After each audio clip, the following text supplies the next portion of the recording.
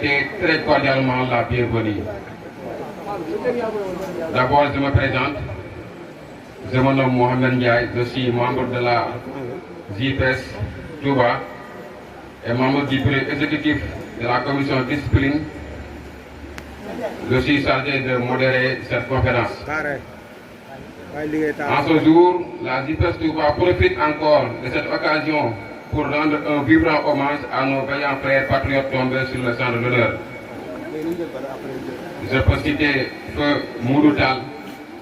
Abdullah Gueye, Serigne Mbacké Thiam, Serigne Lay. Donc avant de commencer ñuy laaj ndigal sëriñ bi ñu defal leen ay ñaan mën na ko bi waxtaan bi incha allah kon ñu laaj ndigal sëriñ bi defal ñu def leen ay ñaan bismillah ñu tàllal Fatiha kul huwa ak benn dañu ko salaatu ala nabi bismillah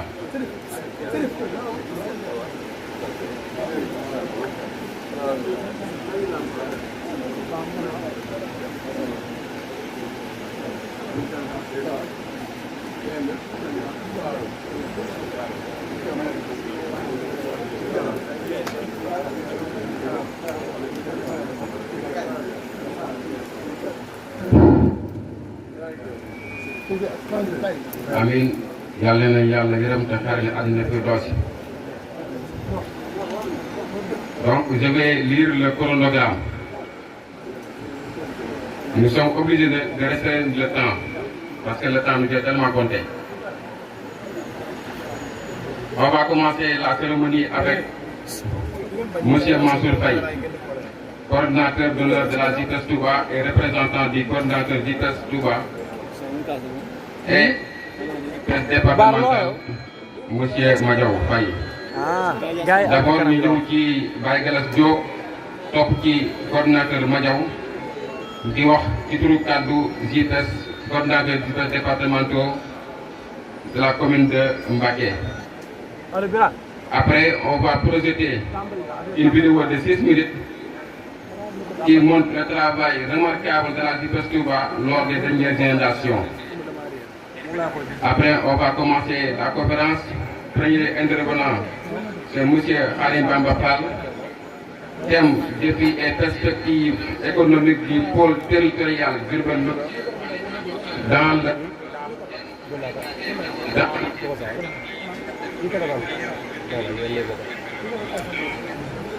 dans l'agenda national de transformation Sénégal 2050.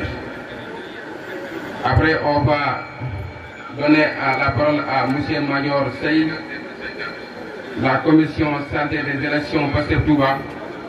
pour lancer un message de sensibilisation pour la révision ordinaire des listes électorales. Ensuite, on va donner la parole au deuxième intervenant, c'est M. Cheikh Omar Bamba Diop, thème le rôle de la jeunesse dans le projet. Après, on va donner la parole à l'honorable député. Avant ça, on donne la parole au DG Maître Ngagne Demba Touré, coordinateur JPS national. Enfin, on va clôturer la conférence avec l'honorable député Serigne Cheikh Thioro Mbacké. Maintenant, sans plus tarder, nous allons donner la parole à une personne très active. Il est acteur engagé, une personne qui joue un rôle très important dans la coordination de Pastef Touba, une sentinelle infatigable du projet de transformation systémique porté par le président de Pastef Ousmane Sonko. Je peux nommer M. Mansour Faye.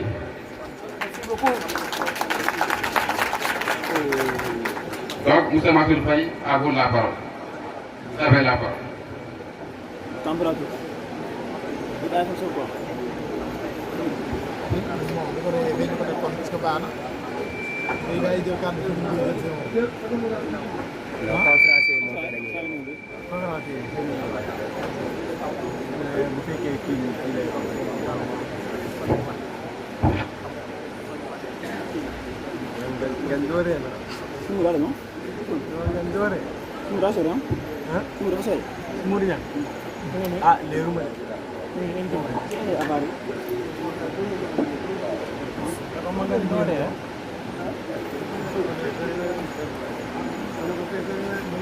أعوذ بالله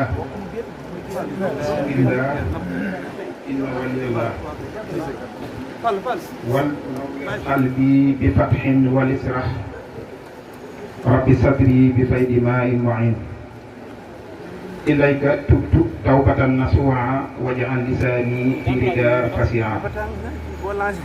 اللهم صل على سيدنا محمد وسلم السلام عليكم ورحمة الله تعالى وبركاته mbokk yi ginnaaw bu ñu musloo seytaane sant yàlla sunu borom subhanahu wa taala mi ñu may kàttan ba ñu fekkewaat weer wu tedd wi di ramadan mubarak ñoo ngi julli ci yonente bi sallallahu alayhi wa sallam di sant sunu yaakaar sunu sëñ Cheikh Ahmadou Bamba di nuyu mbooleem kilifay diine yi nekk ci réew mi yépp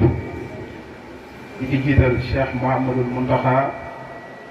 boo ko tuddee tudd naa kilifa diine yi nekk ci Sénégal yépp waaye di ñaanal sénégalais yi nekk ci biir réew ak ci bitim réew ci weeru koor gi ñu nekk lépp loo xam ne jaamu nañ ko fi yal na ko suñ borom nangu te ful ko te laqal ñu ko fuy yàq yéegul maa ngi am mbégte bu baax ak kontante di dalal suñu gan yu tedd yii nga xam ne Mohamed Ndiaye bi nga xam ne moom mooy modéré xëy na dina dellu ci lim délégation yi te temps bi laa xat kon du ma ci dal waaye ñoo leen di dalal bu baax a baax ci dëkk bu tedd bi di Touba Mbacké di li rafetlu bu baax seen teewaay ak seen temps bi ngeen jël wuy seeku suñu woote bi na ngeen xam ne rëy na lool ci ñun te lu ñu jàpp la te lu ñu fonk la bu doon am nañ beneen moo bu gën a rëy dañ leen wax lu ëpp jërëjëf waaye nag am ñu beneen bu gën a kawe jërëjëf kon ñu ngi leen di sant bu baax a baax yéen ñi def délégation yëpp ñëw fi yéen invité yi ak waa JPS tey nag ku woo ay nit ay kilifa rawat na boo leen dajalee ba ñëw war ngeen wax lan moo tax nga woo leen war ngeen a wax tamit peut-être occasion bi nga am prétexte bi nga am pour man leen a woo prétexte bi ñëpp xam nañ ko mooy weeru ramadan lañ nekk te weeru ramadan ko wax xam ne Sénégal baaxoon nañ ci di def ay contrat te ñun ñu jàpp ne li ñuy xeex jaamu yàlla la dafa bokk ci révolution bi parce que indi ci politique mooy politique dañ koy jàppee jaamu yàlla kon jàpp nañ ne occasion la ñu dajaloo dundal suñu xol ci yàlla dundal suñu xol ci loo xam ne mooy defar mooy jàppandal suñu dund bañ mën a tala jaamu yàlla te loolu mooy defaru Sénégal boo xam ne dootul yàqu insha allahu rabbi kon prétexte boobu ci lañ initié jataay bii li ñu bëgg a waxtaane tamit Mohamed Ndiaye ñu ne ko léegi mooy perspective bi nga xam ne moom la pôle central mooy diggante perspective économique bi nga xam ne mooy nekk diggante Diourbel ak Louga mu nekk nag échantillon ci yeneen sept pôles yi des bu ñu waxtaanee bii rek man ngeen ni waxtaane nañ yeneen sept pôles yi nga xam ne moo des yëpp kon loolu mooy thème bi nga xam ne moom lañ ci war a waxtaane ndax jàpp nañ ne jaamu yàlla gi ñoom def ñun ndaw ñi dañoo jàpp ne première phase bi dafa jàll ñu war a dem ci deuxième phase bi première phase bi mooy jàkkaarloo ak système bi xeex ak ñoom jàmmarloo ak ñoom ba jëlee leen léegi nag dañ mel ni kon li ñu wax sallallahu alayhi wa sallam ba ñu demee Màkka mu ne jihaad bi ndaw ji jeex na jihaad bi mag bi moo des mooy jihaad ak sa bakkan kon ñun en tant que ndaw am nañ responsabilité pour dajaloo waxtaan ak ñun comme ni nga waxtaanee bi ñuy wut nguur ñu nekk tamit waxaat ñu yan défi moo ñuy xaaraat mooy défi yi gën a métti mooy défi yoo xam ne doo naan man nguuru man faluñu ma man defuñu ma nangam dootu ma def nangam kon défi bi ñuy xaar moo gën a métti ndax Yonent bi sallallahu alayhi wa sallam waxoon na ko bi mu dee atama ba noppi nee na jihaad bu mag ji bi ndaw yi jeex na ci ndaw yi ma def mooy jihaad nas kon loolu moo ñuy xaar kon loolu mooy message bi nga xam ne bëggoon naa ko yëkkati jëmee ko ñi nga xam ne ñooy gane ñu xam ne am nañ occasion pour woote waaye tamit am nañ thème bi ñu woote ndax c'est Amadou Bamba Diop nii moom itam war naa waxtaane suñu rôle ñu ndaw ñi ci projet bi. première phase bi wax naa ko jàll na léegi def na deuxième phase Cheikh Omar Bamba Diop nekk ci dëkk bu baax a baax a baax fi may daaneele mooy Cheikh Omar Bamba ak Cheikh Khadim Bamba bu ñëwee ci dëkku Bamba jàkkaarloo ndawi Bamba war fee waxtaane muy jëriñ réewum Bamba def naa dina am njëriñ wasalaamaaleykum wa rahmatullahi taala wa barakatuh.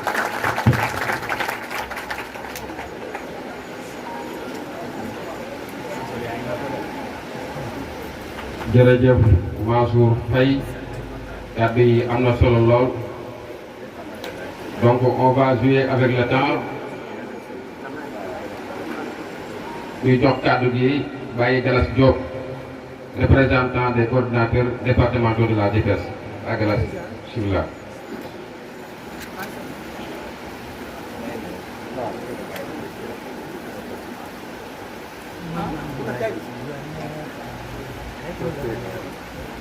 أعوذ بالله من الشيطان الرجيم بسم الله الرحمن الرحيم يا ربنا بباقي حق الكوثر رب الحياة وأجور كسر mbokk yi asalaamaaleykum wa rahmatullahi taala wa barakaatuhu mbokki région bu Diourbel mbokki département bu Mbacké mbokki commune bu Touba ñu ngi leen di nuyu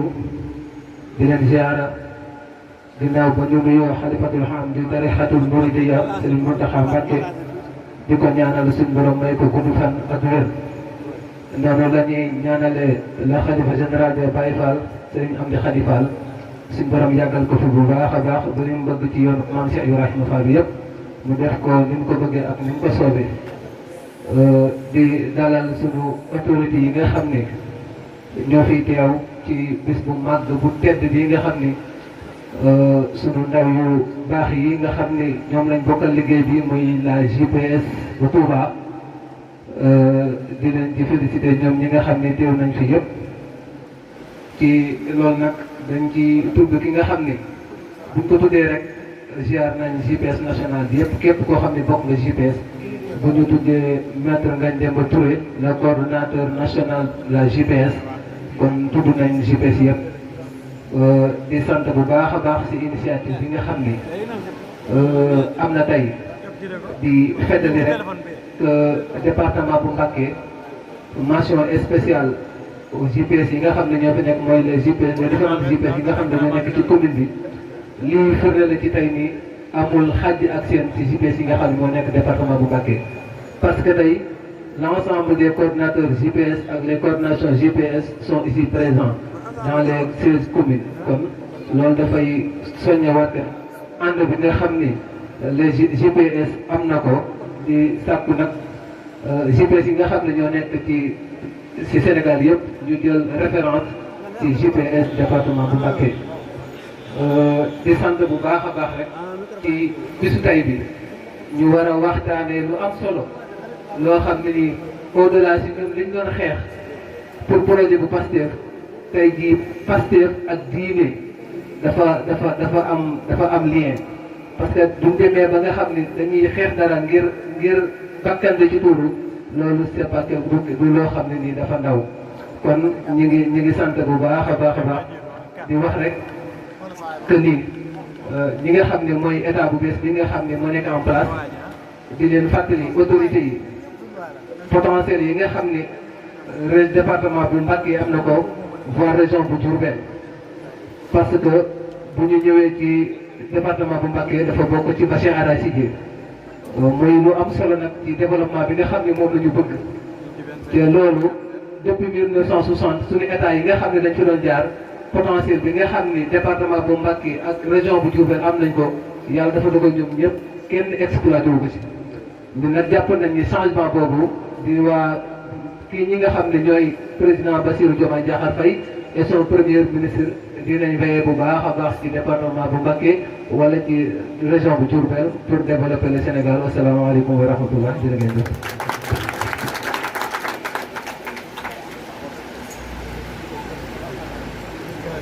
jërëjëf Baye Galas Diop kàddu yi am na solo trop doon wax ci kuddu coordinateur des JPS départementaux donc dañuy projeté benn vidéo bi nga xam ne day wane liggéey waa JPS Touba bu doon def ci nawet bii jàll ci inondation yi kon baara bu vidéo bu pare rek nga dugal ko.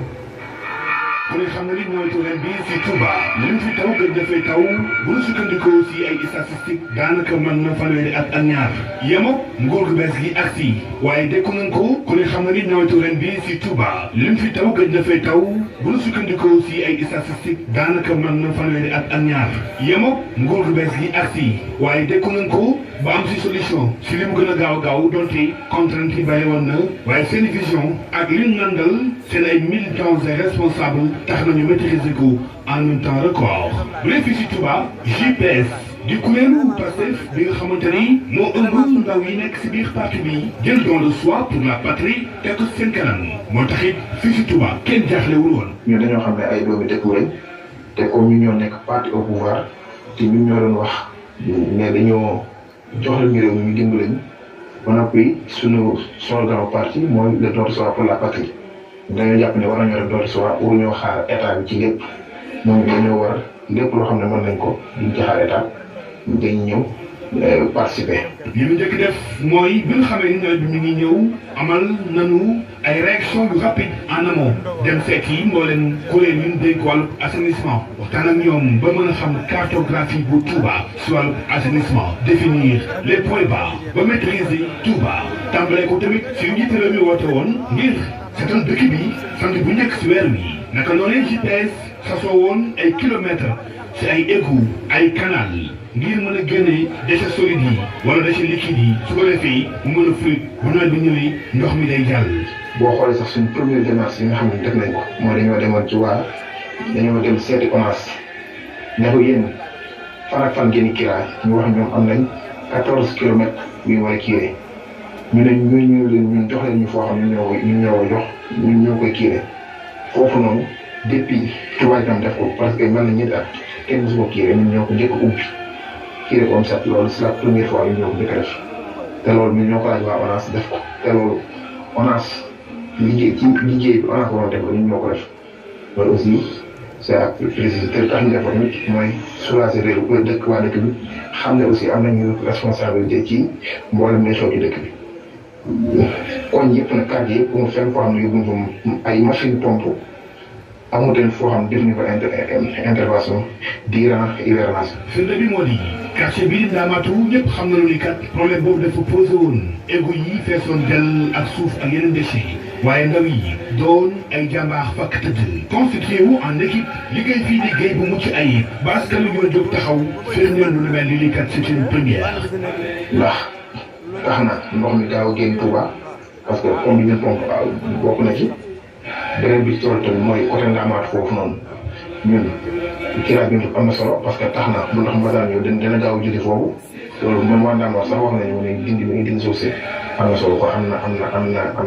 na réussir. nawet bi ak si eau pluviale yi inondé Touba waaye ñoom de tooguñu di seetaan ñu def ay équipe de 20 personnes tas si biir Touba indi ay logistique plus de 400 machines nekkat nekkan bi nekkulee si pouvoir la nu mënoon lu ni mel assainissement bi ñu jëlee pouvoir bi ku di Pastef wala ndaw Touba yi nekk JPS sa xel dem si don de soi pour la patrie équipe yooyu am nañu résultat ndaxte tas nañu fépp si biir Touba. bu dee équipe bi nga xam ne ñoo daan dem dimbali nit ñi équipe boobu daana toll daan fay quinzaine vingtaine parfois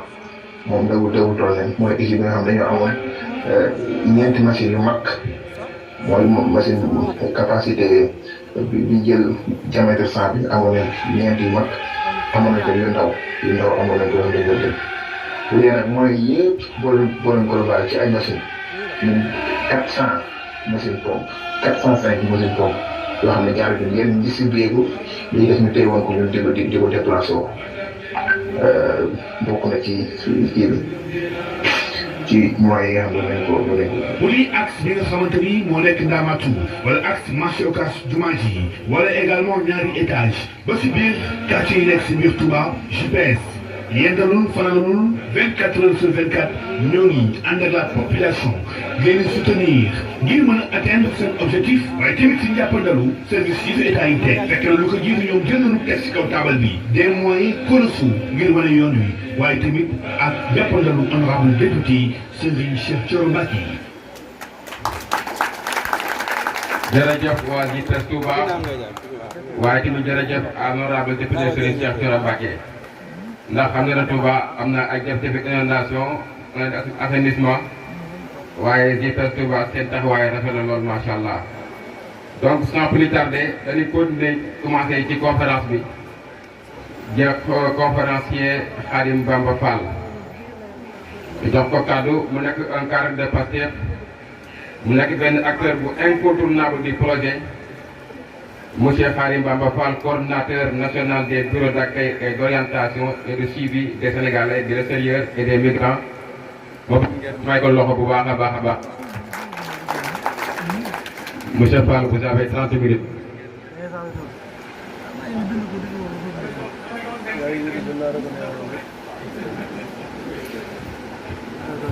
Assalamualaikum warahmatullah.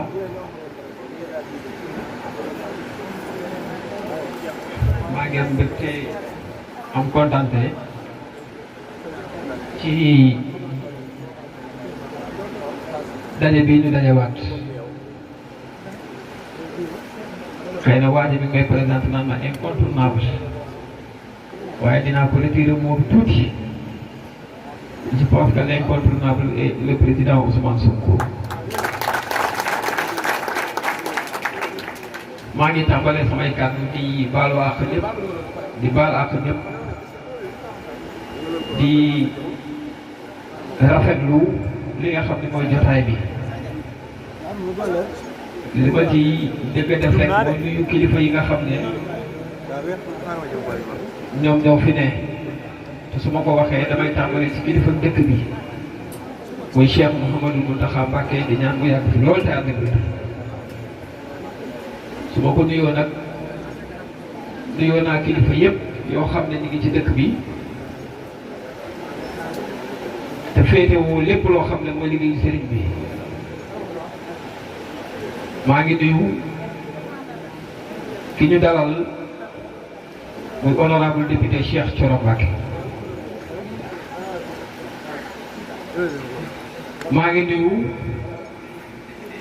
le premier vice-président de l'Assemblée nationale honorable député Ismaïla Diallo maa ngi nuyu le directeur général Kosasen di nuyu le directeur général Amni Moustapha Mbacké di nuyu le directeur général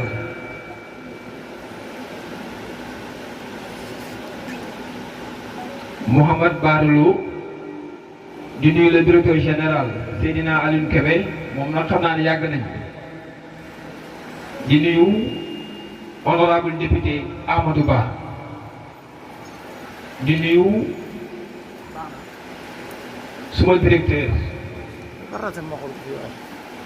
le DG Ngagne Demba Touré di président de la JPS mooy directeur SOMISEN di nuyu honorable député Cheikh Omar Bamba Diop di nuyu Mansour Faye bi nga xam ne aussi bu ma nuyoo le coordinateur Ngagne Demba nuyu naa ko di nuyu ñëpp rek dem ku lim du matal waaye yàlla mooy cëral nit te foo ko fekkee ci jotaay war nga koo yëkkati tudd turam ñu xam ne jox ko cër gi nga xam ne moom la ko yàlla jox waxtaan bi nag xam naa ne sa waay def na 30 minutes waaye mun na ko sax yéeg ndax damaa nekk ak sama capitaine mooy Ngagne Demba Touré mooy ñaan ñu tàcc ko bu baax a baax a baax damay taxaw ci moom tuuti rek ngeen may ma ko ndax reconnaissance dafa am solo tey bu ñu gisee Khadim Bamba di dem ci plateau di wax nit ñi di ko déglu daa am ñoo xam ne ñoo ci jiitu ñoo liggéey bi ñoo xàll yoon bi te moom mii di maître Ngagne Demba Touré dafa di kenn ci ñoom su su ma ko waxee damay waxaale honorable député Amadou Ba donc ñun ñu toppaat seen ginnaaw yëpp di wax fu leen fekk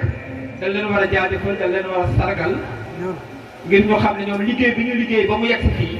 moo tax suñu genre yi ak ñeneen di mën a génne ñu leen di jox ay micros di leen invité ci télé ñuy dem donc maître Ngagne honorable député Amadou Ba on vous remercie.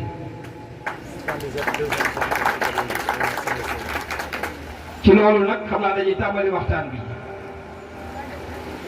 ki introduire sànq bi muy wax dafa tudd Cheikh Omar Bamba tudd Khadim Bamba ne dañoo ñëw ci dëkk Bamba war a waxtaan ak ay taalibe Bamba ci réewum Bamba loolu nag cax la ngir ñu xam ne même thème bi bu ñu ko joxee dafa war a am fu ñu tàmbalee fi ñu tàmbalee mooy fan mooy ci lii ñu nekk nan la def ak réew mi nan la def ak dëkk bi nan la def ak borom dëkk bi mooy lan mooy parti bii di Pastef tey woote bii di dëkk bi nga xam ne mooy dëkku Serigne Touba di dëkk boo xam ne dëkku diine la dëkku gëm-gëm la dëkku pas-pas la dëkku Pastef la loolu nag bu ñu koy wax daa am lu ñuy fàttali ci événement yi ñu génn daf see bokk ci lu ñuy fàttali mooy taxawaay bi nga xam ne patriote yi dëkk ci dëkk bi moom lañu am ba projet bi mën a yegg fii mu yegg man ak ñu mel ni man jàpp nañ ne le cœur du projet mooy Touba Mbacké li tax loolu ñaari pan lay indi benn bi mooy li projet bi woote ak li borom dëkk bi woote taxaw ci jub taxaw ci jubal taxaw ci jubbanti taxaw ci dëgg taxaw ci bañ nooteel taxaw ci loo xam ne jaamu yàlla la mais dañ koy def ci jaamu yàlla yi loolu nag ni ko sëriñ bi wootee moo tax keroog ba ñuy wax dañu ne Serigne Touba est le précurseur du don de soi pour la patrie li tax ñu wax ko def ko bind daf ko wax keroog ba muy génn sababu xaybati an allaha arada an anala min ujaha imam yeggali wa an akuna loolu mooy don de soi pour la patrie biñ koy génne fii di ko yóbbu ci tukki bi bu doon moom ak moom rek mën na fay des wakkiloo boromam jariñ boppam jariñ njabootam waaye bu génnee dafa ne benn jubluwaay la am mooy fexe dem liggéey bu ma ñëwee waxuma jariñu mais ma jariñ leen loolu mooy ne don de soi amul ci njariñ lu mu am njariñ lu ci am ci taalibe yi la jëm ci Sénégal la jëm ci diine la jëm ci askan wi la jëm ci der bu ñu la jëm loolu nag doon une introduction boo xam ne day leeral taxawaay bi Pastef am ci doxal lépp luy dëgg ci doxal lépp luy yoon ci doxal lépp loo xam ne tey jii sëriñ bi daf ko junjoon waaye ci ay saayar bi war koo yeggali mooy lan mooy fexe ba génn ci nooteelu der bu ñuul ak nit ku weex ni mu ko doon jëlee jàpp ne ab jaamam la ni mu ko doon jëlee jàpp ne nit ku ñuul warta am xel ni mu ko doon jëlee jàpp ne nit ku ñuul warta am xalaat sëriñ bi ci wooteem xam na ne de moom sax dara bu ñuul bi tax na buñ ko ci jàpp ndax toute génération aura la certitude que je veux dire pour elle la ma ko bindee ne n'abusez pas de ma condition d'homme noir pour ne pas de profiter de moi car je suis le serviteur éternel et que chaque génération aura la certitude que je suis venu pour elle. Dieu m'a dit de proclamer haut et fort que je suis l'asile, le refuge et l'échappatoire. Quiconque veut le bonheur d'ici-bas et de l'au-delà n'a qu'à se refuser auprès de moi, Serigne Touba. loolu mu indi nag cax la wax la junj la waaye am na feneen fu mu war a dem mooy par rapport à la concrétisation jëm sur la spiritualité mais et la temporalité temporalité boobu nag dafa am lu koy incarné li koy incarné ay nit la philosophie la doctrine la doxin la waxin la jëfin la nekkin la chaque génération boobu mu utilisé ci bëy boobu mu utilisé day wane ne naka ñun même notre génération dafa appartenir ci li nga xam ne moom mooy génération yi nga xam ne ñoom la war a dimbali waaye génération bu nekk nag la cay xew yàlla buy dëppalee ndimbalam ak yërmandeem te lay xew ci génération bi foofu la koy jaarale loolu moo waral lii xew-xew moo waral ay ndaw jóg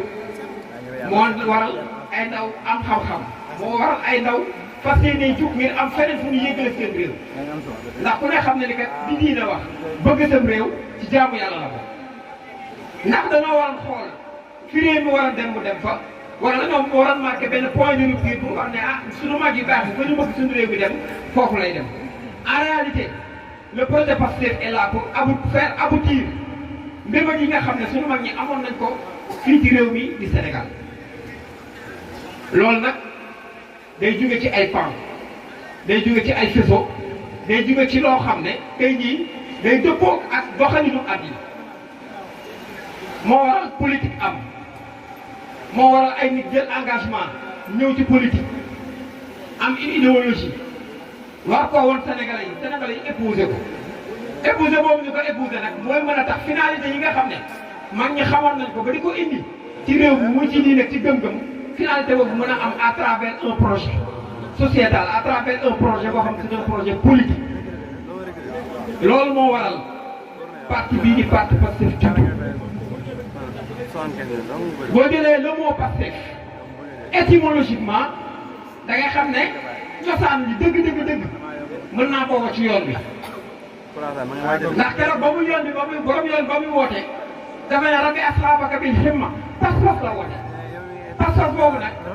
daa bokk sur les mots yi nga xam ne dafay bokk ak moom champ lexical mooy Pastef Pastef boobu tey mooy nekk ci nit mën a doxal li nga xam ne tey jii moom la war a doxal loolu moo waral projet bii bi mu ñëwee biir Touba biir Mbàkke ni ko waa Touba jëlee manewoo ko fat ko doxal ko daj ci lu ne ba samp ko loolu mooy war ne borom dëkk bi daa ànd ak projet bi ndax borom dëkk bi am nañ fulaay ñi nekk ci dëkkam lu ñuy bari mooy nekk ci seeni xol donc lay nekk ci seeni xol mooy nekk ci xolu borom dëkk bi loolu nag trajectoire bi mu indi mooy benn changement systémique ci li nga xam ne tey dañ ko fee fekkoon te mu bari ci loo xam ne amoon na fi loolu day tax nga def transition par rapport ak li nga xam ne tey jii mooy thème bi ñu joxe mooy pôle bii ñu nekk waaye laataa pôle bi ñu ciy wax dañuy wax li waral pôle bi dafa jógee ci benn référence vision Sénégal 2050 référence boobu doon première référence boo xam ne moom la Sénégal am ndax dafa am fu ñu bawoo woon am ñu fi nekk 60 ans ci 60 ans yi ñu am lu ñu liggéey ci 60 ans yi ñu am benn lu ñu wanee ni nii la ñuy gouverner te fekk loolu ñu wane noonu la ñuy gouverner bokkul ak li nga xam ne mooy intérêt réew bokkul ak li nga xam ne mooy intérêt dëkk loolu nag moo waral li nga xam ne mooy tandem bi ñëw di président Ousmane Sonko et le président Bassirou Diomaye Faye li tax ñaar ñooñu seen taxawaay am solo particulièrement le président Ousmane Sonko mooy dafa am lu mu incarné te li mu incarné impérativement lu bees lay doon li ñuy wax ne nit du jombi ñaari yoon lan moo tax ñu la parce que ku gis jinne jombi boo ko gisaatee doo jombi président Ousmane Sonko li mu indi xeetu politique bi mu indi li tax mu jommal Sénégal mooy dafa mës a am mooy politique bu lalu ci gëm-gëm politique bu lalu ci diine politique bu lalu ci pas-pas ak Pastef politique boo xam ne da nga koy defee ko ngir jaamu yàlla politique bi ñu xamoon mooy dañ daan daje génn xaalis joxe naxante ut ay maire solal leen li nga xam ne mooy ay xartum jox leen 2000 francs ñu ñëw waaye politique bu bees bi nga xam ne moom la président Ousmane Sonko indi mooy politique boo xam ne day lalu ci nit ki am confiance par rapport ak li nga xam ne moom la jàkkaarloo ne mooy dafa war a développer réew te développement boobu doonu leneen lu dul jaamu yàlla ci moom loolu moo tax bi politique boobu ñëwee le président Ousmane Sonko daf ko samp waaye samp ko moom kat daf ko ànd ak ñeneen jàmbaar yi ci mel ni Serigne Cheikh Thioro Mbacké bi te jug bi ñu jóg ngir fas yéene indi loolu faaw mu am lu waroon di ko gàllankoor moo tax maître des fois gars yi naan jaar-jaar bi dal man leen jaar-jaar bi am na solo ndax moo ndam fu mu amee gars yi dinañ fàttaliku jaar-jaaru ndam li li naan positif ne rien sans négatif jaadaar boobu nag lu mu xaal la loo xam ne il fallait que ñu jaar ci ngir tey bu ñu téyee lii ñu xam nan lañ koy téye du yomb de ndax jub bi la ndax départ bi la départ boobu nag bu jógee ñi nga xam ne ñooy incarné philosophie boobu ma wax doctrine boobu ma wax faaw bu ñu jógee mu am ay pakk-pakk yoo xam ne dafay jaar seen diggante ngir ñu mën a yegg sa la ñu war a yegg mën naa doon nit mën naa doon leneen loo xam ne tey jii dafay gàllankoor bi ñu mën a yegg ci objectif boobu bu dee nit nag dañuy xam ne effectivement kii projet bi mu porté bu projet bi yeggee Sénégalais yi dinañ yeewu nit ñi dinañ xam li nga xam ne moom la ñu war a def nit ñi aussi dina yem fu mu war a yegg finalement ñoom seen mbir moo xool naka lañ koy carré ba finalement loolu du yegg yàlla mi dara tëwul nag moo tax tey suñu projet bi yegg projet boobu nag buñ koy bind di ko présenté Sénégalais yi dafa am lu leen waxoon boo demee livre projet programme bi ñu njëkk a bind mu nekkoon 273 pages ci préface bi le président Bassirou Diomaye Faye dafay bind ne le projet est là pour raccorder et soigner les fractures sociales fractures sociales yooyu nag dafay am ci fànn yu bari yoo xam ne daf ciy amee loolu moo waral bi ñu ñëwee présenté ko Sénégalais yi Sénégalais yi épousé projet bi daal di fal li nga xam ne moom mooy projet bi dugal ko palais de la République joxaat ko assemblée nationale projet boobu nag war a nag xool naka lay defee ba Sénégalais yi nga xam ne ñoo ko fal mën cee jariñu ci jariñu boobu nag ñu indi référentiel vision Sénégal 2050 gis nga référentiel boobu mooy fi nga xam ne fa la ñuy sukkandiku ngir yóbbu Sénégal fan ko war a yóbbu ci 25 ans yii ñu jëm bi ñu présenté référentiel bi maître dafa am ko ne ah ñii de kat dañoo copier PSE bi mu doon référentiel bi ma xam nit ñi effectivement xamuñu ne référentiel bu ñëw dafa am ñett yoo xam ne da ciy ñëw te ñett yooyu effectivement ay dénominateur commun la yoo xam ne dañ ciy bokk di dem xëy na man Fall laa sant ñàkkul ci baax bi ku sant bi nag Mbeng Jeng wala yu ni mel bu ma ko doon misaal diggante PSE ak vision Sénégal 2050 dama leen koy misaale ci lu yomb koor gi la nekk nan ma baal waaye exemple bi mënul ñàkk ma jël ko mooy lu ci mel ni ku doon togg ceebu jën bii boo togg ceebu jën imam parce que il faut être très pédagogique ngir Sénégalais yi mën a comprendre ñett yi force la ciy am di nga am ceeb di nga am diwlin di nga am jën ceeb mooy bonne gouvernance diwlin mooy économie jën mooy capital humain donc ci référentiel bi ñett yi di nga ko fekk ci vision Sénégal 2050 bi ñett yi di nga ko fekk PSE ñett yi di nga ko fekk waaye xam fa la ñu wutee ci naka lañ koy defaree PSE bi ne ko toggal daa am lu mu indi dañ ne ko am nga fi dépense 10 000 francs bu déggee dina ko laaj. waaye nag li nga xam ne mooy suñu recette di nekk suñu poche mi ngi toll ci 8000 francs demal ci boutique bi nga leb 2000 francs doole ci muy 10 000 nga dem dugg indil ñu PSE. PSE ëllëg mu dem leb 2000 mu dem leb yeneen 8000 ñëw wax ñu ne 2000 laa leb nëbb ñu 6000 mooy falsification des données yi ngay gis. ñu ne ko nag togg bi dafa am ay conditions da ngay yàq heure da ngay togg lu doy da ngay togg lu baax waaye nag am na loo xam ne ay légumes mën nga koo dolli ci togg bi sëñ Cheikh maa ngi jégalu de ci kaw gi. biñ ko waxee loolu ne ko am nga fi tool boo xam ne mën nga faa jëlee ay légumes dolli ko ci togg bi tool yooyu mooy ressources naturelles yi moo mu ñëw wax ñu ne turu tool la ñu am amuñu tool ndax tool bi ni ñu ko war a exploité. nekkatul ci ñun am na ñeneen ñu ko moom ñu ne ko léegi boo toggee wàññi nga suñu dépense lépp nga suñu tur waaye nan la boo yàqee joxal sa askan PSE bu yàq jox ñeneen loolu mooy li nga xam ne mooy économie bi ñu am muy taux de croissance extraverti absorbé par des entreprises étrangères malgré loolu c'est de façon internationale mais sur le plan interne ñu ne ko boo yàqee fexeel ba kër gi la ñëpp lekk PSE yàq jël benn doomam rek jox ko fàtte ñëpp mooy lépp mu concentré ko Dakar fàtte yeneen régions yi. xanaa liñ ko fay la xaj fay liñ ko fay la xaj fay ñu ne vision Sénégal 2050 kaay toog vision bi bi naa ko kaay toog moom mu xam ne am na dépasse 10 000 mu leen balaa maa laal 10 000 damay gëstu ndax 10 000 la ngi fi ba pare. mu càmbar def audit indi joxe génn joxe nga toggoon ne ko togg wi lii nga wax du dëgg falsification de données amul Cour des comptes ñoom dëggal ni ñii lañ waxoon dëgg dëgg la dañ koy schématiser de façon très imagée ngir Sénégalais yi mën ko comprendre ñu ne ko léegi demal lekk mu ne waaw dinaa lekk waaye 2000 damaa bëgg ma leb 10 000 francs yi ma lebee ko feneen yeneen 1000 francs yi ma xool naka laa ko indee sama waa kër ñu joxe ko xam nga mooy lan mooy ni ñu indee suñu système de financement la dette du Sénégal bu doon 18 milliards ci li ñu wax xamal ni plus de 74% dette extérieure la 18 000 milliards mu ne léegi moom nan lay def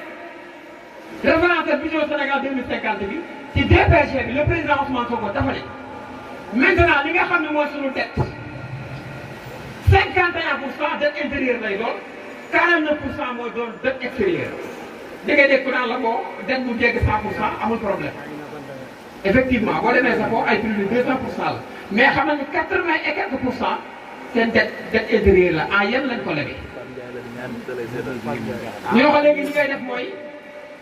demal leb mu dem génn leb 1000 francs mu ne yeneen 1000 francs yi nga xam ne ñoo dooleeku ci togg bi ngir ma matal 10 000 vision Sénégal 2050 nee na moom dafay lancer ce qu'on appelle ay diaspora bond ngir financer loo Sénégalais yi projet bi nga xam ne foofu la ñu jëm. ñu ne ko maintenant nag am nga fi tool dama jël légumes yeeg yëpp nga ñëw togg ci tool bi ci ceeb bi mu leen tool boobu noonu li ma tiré tool dama koy jëli jën yoo ma def tool à travers li nga xam ne moom mooy accord de pêche yu ñu signé woon bu jeexee du ma ko renouvelé. ñu ne genre de loo ciy def mu ne ñi nga xam ne tey jii dañ maa diggoon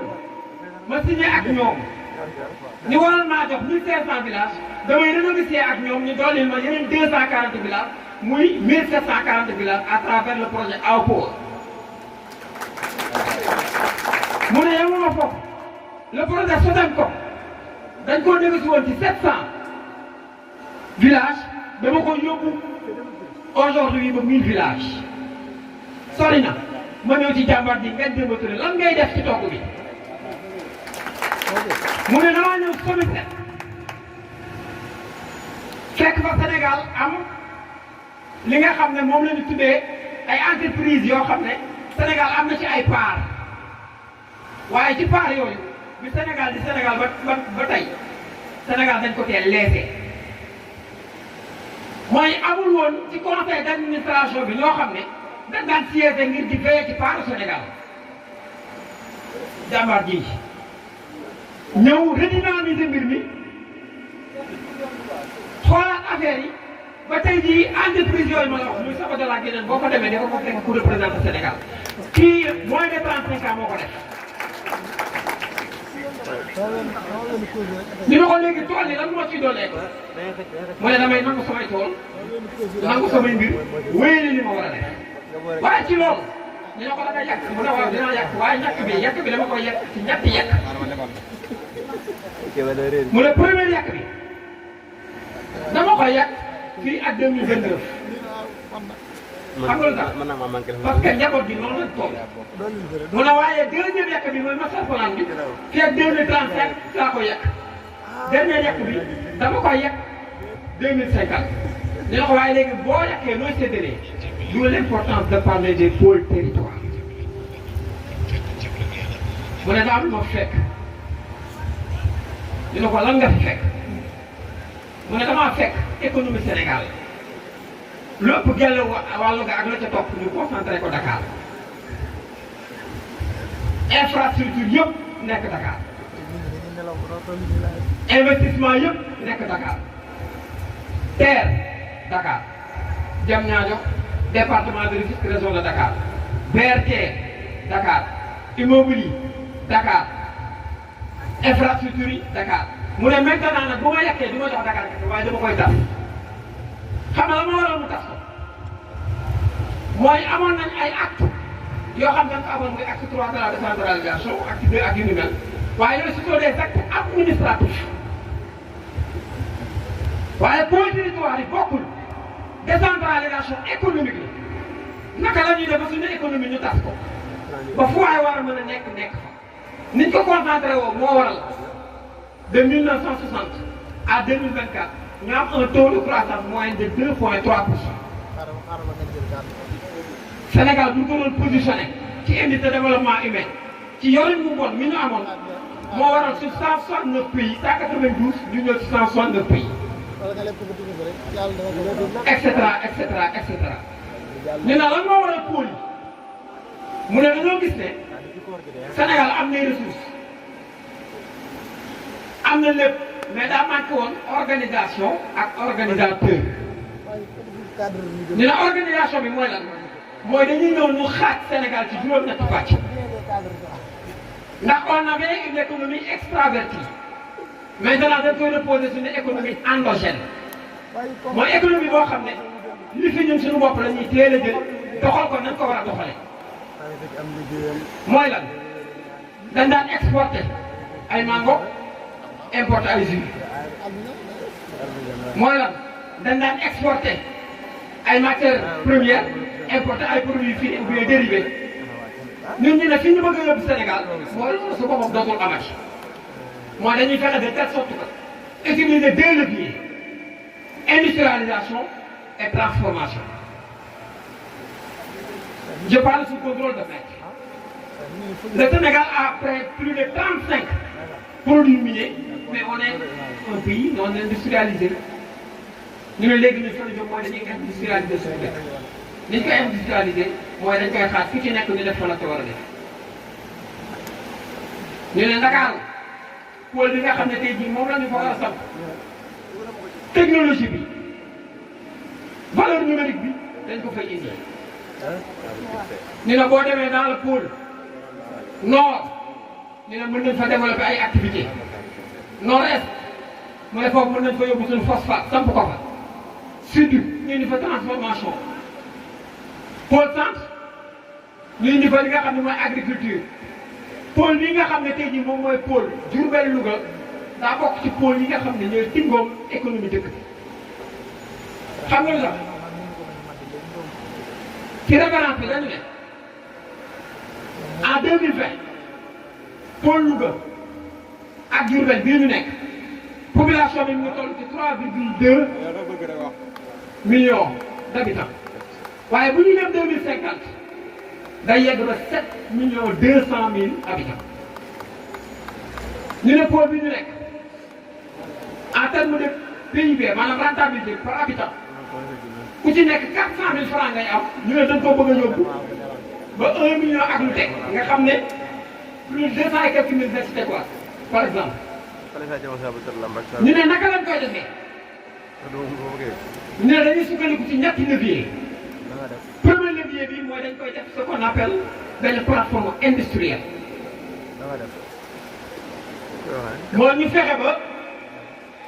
li nga xam ne moom fii ñu suul ko ci suñu suuf si ki intervenu wax na fi bassin arachidier la effectivement liñ fi amoon je pense mooy Sonacos mu tëjoon ñu ubbi ko résident mi tëj ñu ne ni ñu koy defee mooy dañuy fexe ba ci pôle bi mbay mi ñu suqali ko fi mu doon benn pôle agro-industriel nga xam ne liñ fiy béy di nga fi sampaat lu ko fi transformé ndax Sonacos a ngi fi bu doon gerte yeneen mbay yi dañoo fi ñu ne maintenant aussi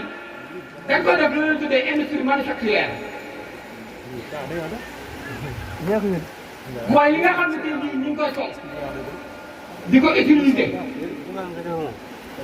fii neex naa waxee ndax Touba la màggal mooy événement bi gën a rëy Sénégal ci rëy boobu mu rëy li ci gën a fës ci li ñuy utiliser cheptel bi la nag la xar la ak gàtt yi ci war te moo ne der bi su paree dañ koy importer dañ koy exporter buñ ko exporter importé ay sac importé dàll importé ceinture ci référence vision Sénégal 2050 bi ñu ne li ciy def mooy dañuy mel ne fu mel ne Daara Jolof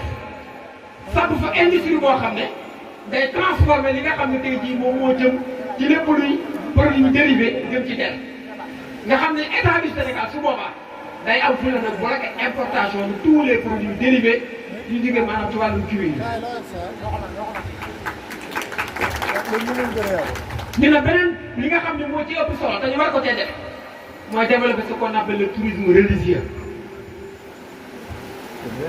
Moubarak Lo defoon na benn étude wax màggal bi ni muy dugal ci xaalis te ñun ñëpp ku ci ñëw sa kër ngay dem mbaa kër si Cheikh Thioro mbaa ma dem kër Seydina Aliou Kébé dem dal te moo ne y a d'autres personnes yoo xam ne ce ne sont pas des Sénégalais dañuy ñëw di màggal si ñu war a développer benn tourisme religieux boo xam ne dina mën a permettre ñoom ay infrastructure hôtelière yoo xam ne dañ leen mën a accueillir su ko defee waa dëkk bi di ci liggéey non seulement mu doon lu rentable par rapport li nga xam ne moo ci économie dëkk bi. beneen bi nga xam ne aussi wax nañ ko mu doon benn plateforme logistique foofu la àdduna toll. lii lépp nag léegi moo ko mën a maye mooy vision ak efficacité. raison pour laquelle dafa am lu koy accompagner. lu nit xalaat la financement ba xam nañ fan ak fan lañ ko war a jëlee ndax bu ne d'ici ak 2000 par exemple 29 am na fu ñu war a dem te la ñu war a dem budget bi sàngam la waaye dafa am ci ay axes yoo xam dañ ko koy tënk. politique bu état mën a tëral benn soubassement la te mooy axe bi ci njëkk te moo ci gën a am solo mooy bonne gouvernance mooy fexe ba li ñëpp bokk ñëpp jot ci mooy fexe ba mu am justice boo xam dina ko mën a téye mooy fexe ba nit ku ñu dénk dootoo am fi jël li nga xam ne moom lañ la dénk gis nga la bonne gouvernance c'est pas pour ngeen ñu diwle ko ci axe yi Touba la ñu nekk li ñu faral di wax ne le premier Ousmane Sonko bañ ko laajee kuy sa référence ci diine ak ci politique dafa ne Seydina Muhammad sallallahu alayhi wa sallam suñu borom taggee na ko nu ne Serigne Bamba taggee na ko nu ne bonne gouvernance boobu daa am foo xam ne foofu la tegu ci diine te buñ ko fa sampee dañuy avancé xam nañ kan mooy le père de la bonne gouvernance c'est Omar Ben Abdel Aziz c'est le 5e khalife de l'islam Omar bi muy ñëw buur ba tuddoon Souleymane di ko jox li nga xam ne mooy nguur gi Omar daa am lu fa fekk da cee bokk ca lan fa fekk mooy jël alalu réew mooy def yeneen yoo xam ne day tardeel développement dëkk Omar ñu fal ko Omar taxaw ci buntu palais bi Ben Abdel Aziz mu gis personnel bu bari di défilé ci kanamam jigéen ñi di défilé ci kanamam mu woo ko mu àndal ne ko ñii ñan la ñu ne Omar ñii de mooy ñi nga xam ne ñooy personnel du palais bi ñooy say dak ñooy def sa bànneex Omar dañuy bis bi tey yeewi naa leen biñ ko laajee lu tax mu ne day def ce qu'on appelle la rationalisation des dépenses mooy sur-effectif yi nga xam ne tey jii moo nekk suñu entreprise ñu war a sukkandiku ci doxalinu Omar ba di doxee rek personnel bi ñoo xam ne ñi ci utile ñoom la ñuy retenir yaxanal li nga xam ne mooy kees état waaye Omar yamul foofu dañ koo indil fas boo xam ne gawar gi or la bu na belani mu ne ko moom fas bi ñu ne ko état lañ ca tegu yaa ko moom ndax or la Omar ne damaa bëgg ngeen jaayal ma fas bi jaayal ma gawar gi bu ngeen paree ngeen yóbbu ko ci bâtiment bi mooy trésor parce que c'est l'argent public Omar samp ce qu'on appelle benn tribunal à travers la reddition des comptes reddition des comptes bii maître Omar Ben Abdel Aziz da ko njëkk a indi en terme de gouvernance ba mu ñëwee daal ak ay mbokkam ana ku ci amel état ana ku ci amel état mbokk yëpp ñëpp ne ko ñun amel nañu état fay leen ñu bañ a fay Omar teg tribunal bi mu tegee tribunal bi moo koy tàmbalee fay bi ñu fayee mu ñëw ci moom mu ne moom c'est l'argent du contribuable yóbbu leen ko ci bëy mooy le trésor public. donc ñun Pastef xam nañ fi ñu jëmee Sénégal xam nañ lan lañ war a def ndax ki ñu àndoon muy le président Ousmane Sonko vision bi leer na ci moom te ànd na ak ay jàmbaar le président Bassirou Diomaye Faye dégagé na axe yi l'état de façon sectorielle ku ci nekk yaa ngi ciy liggéey te liggéey boobu la li ko mën a indi mooy li ñu war a def suñu pôle bi. maintenant suite bi du ma ko yeggali ndax Cheikh Omar Bamba Diop moo ko yeggali par rapport ak ban taxawaay la jeunesse bi war a am ngir accompagner politique yi nga xam ne moom la état teg à travers les 8 pôles territoires wasalaamaaleykum wa rahmatulah wa barakatu.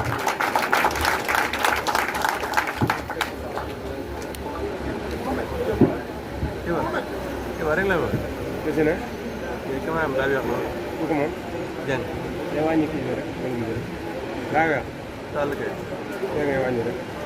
kay moom la ko koy defee. wala bien nga xam. donc ñu def benn pause rek pour dem julli ji après ñoom mën a continuer. Baara.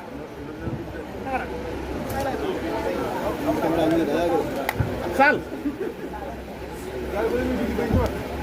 dugalal baara da ko ba jël.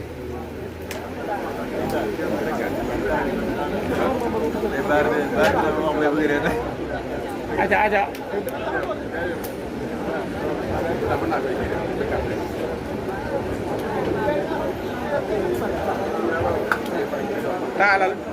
taal ko.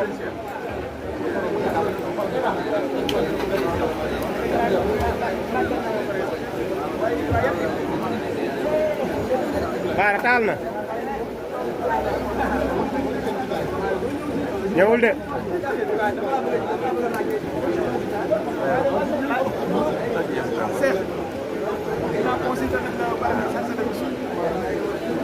ok muy doog a ñëw.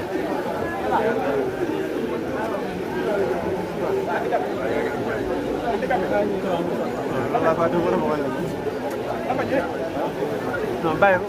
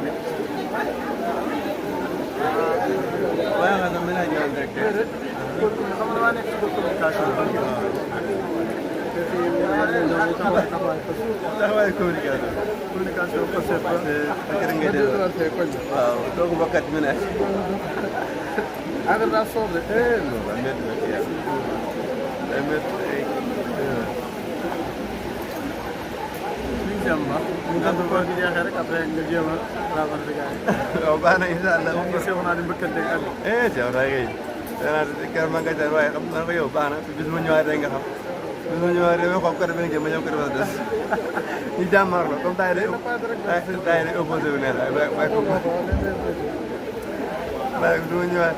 bàyyi ko da ngay da ko war a boole sama waaj kan la mooy sama mbokk ma defoon émission noonu su ma Habib waaw Habib ma loolu Habib de Habib de war kii yàlla kër dama réew boobu xam naa moom fekk bu ñu defoon émission ñu leen Seck kay xam naa Seck li ma ko mujj wax par affaire plateau bi tas aywa ak yéen ay producteur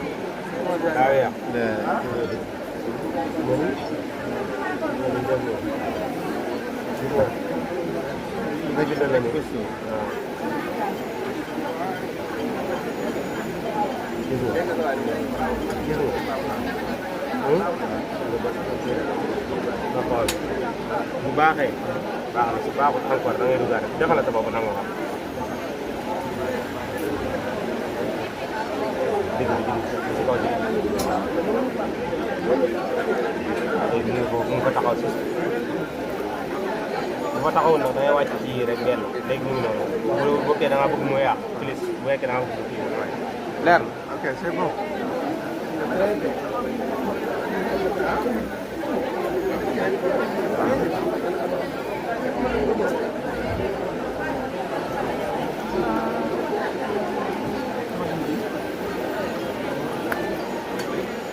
léegi da ngay bàyyi bu ñu commencé waatee après ñu jëlee bi ñu koy jëlee maanaam.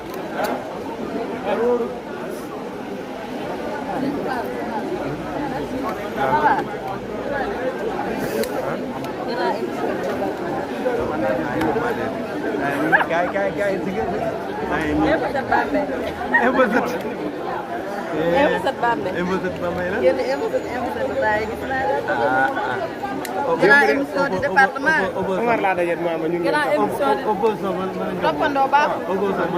Toppandoo baaxul. Ah bon.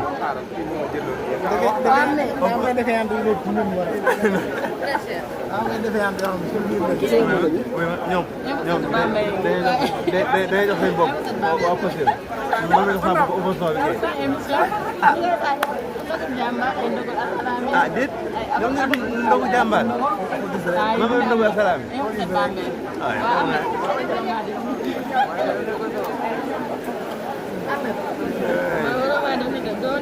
Amida woo Amida woo ndogu pare ben conférence ma yow bi ngeen ndogu wala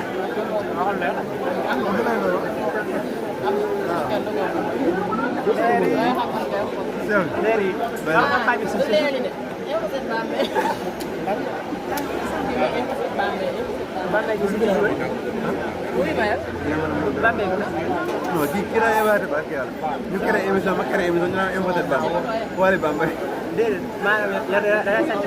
non non dama créé tur émission dañuy def ndogu jàmbaar ma mel ne ndogu asalaam ñoom ñu ne dama kii dama maa ne gën a riche plateau gën a tàkkat émission ah wax dëgg yàlla non non comme ah dëgg yàlla peut-être sa bokkuñ ñoom dañuy génn ñoom dañuy génn enregistré man maa def directeur yéen mën leen def rek yéen a ngi enregistré waaye bàyyi ma mën leen def directeur waaye bàyyi ma fii da ngeen daal da ngeen a ñëw ah waaw yow ñi bi élément la wax yaa ngi nokk Amadou Ba nar ñu sàcc ci ñoom dara waaye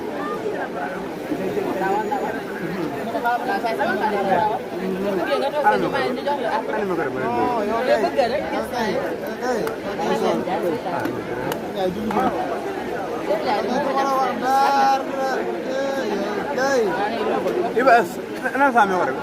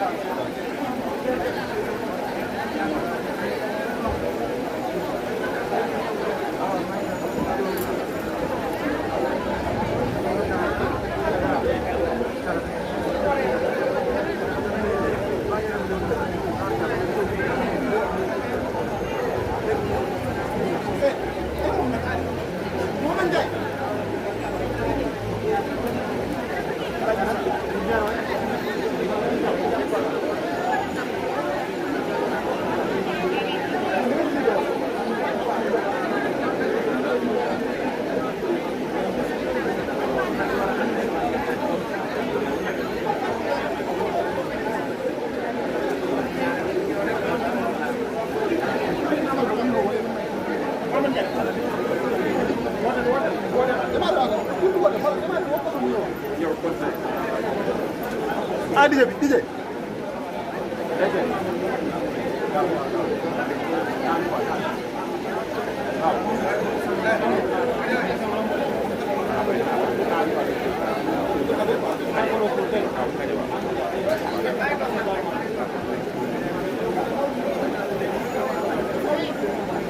Micro. Lagi. Maju. Mana wadi?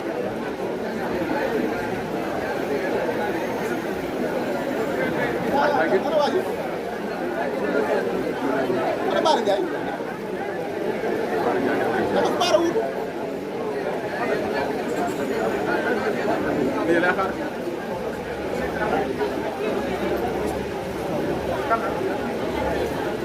Wala barang jai.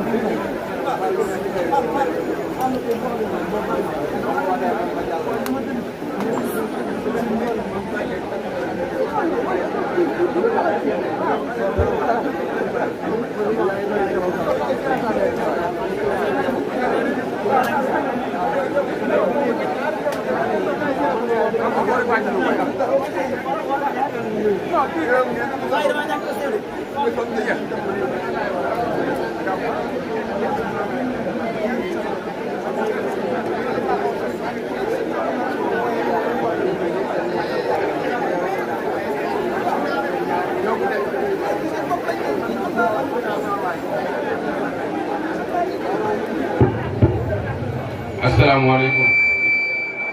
dugg leen ci base bi ñu continuer liggéey bi parce que temps bi moo ñu xaw a xot lool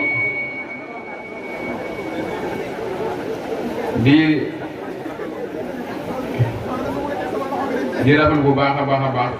ak kontaan ci exposé bi Serigne Khadim Bamba Fall def léegi nii muy wane ne borom xam-xam la et puis tamit fait une explication bu claire bu net bu concise et précise donc jërëjëf Serigne Khadim Bamba exposé bi jaar na yoon comprendre nañ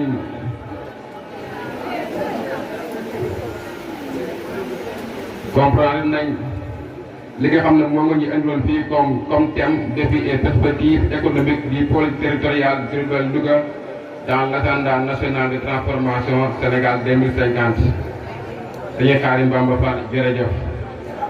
kon ñu continuer rek sans plus tarder donner la parole au DG Serigne Kossa Sène, vice-coordinateur de la JPS Touba et directeur général du cadre de vie et de l'hygiène publique. ñuy ñaan rek nit ñi dugg si di wax tamit ñoo ngi doon rendre hommage léegi nii suñu frères yi xam ne ñoo desoon ci yoon révolution bi bokk ci JPS Touba di leen gën a ñaan bu baax a baax di wax waaye ñoom ñëpp seeni famille teew nañ ñoo ngi continuer di ànd ak ñoom waaye ñun tamit ñoo continuer ànd ak ñoom parce que ñoom du leen mas a fàtte leen ñaan bu baax a baax ñoom ñëpp rek suñu borom gërëm leen te xaar leen àjjana firdaws kon di ñaan rek mbooloo mi dugg ci baax bi ànd ak dal ñu jox kàddu gi Serigne Kossa Sène Serigne Kossa kon préparé pour ñu duggee nga commencé incha allah.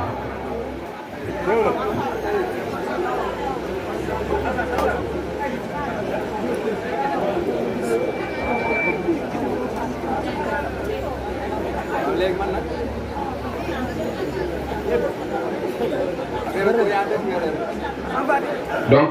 dañuy jox kàddu gi rek Madior Seye nekk commission chargée des élections moo ñëw andi ñu ci ay message de sensibilisation ci inscription ordinaire liste électorale yi Madior Seye jege fi benn kàddu bu defee ñu continuer rek vous avez 5 minutes Madior.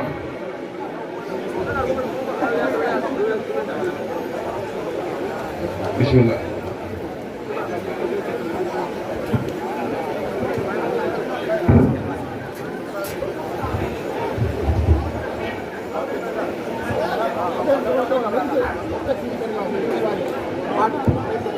أعوذ بالله من الشيطان الرجيم الحمد لله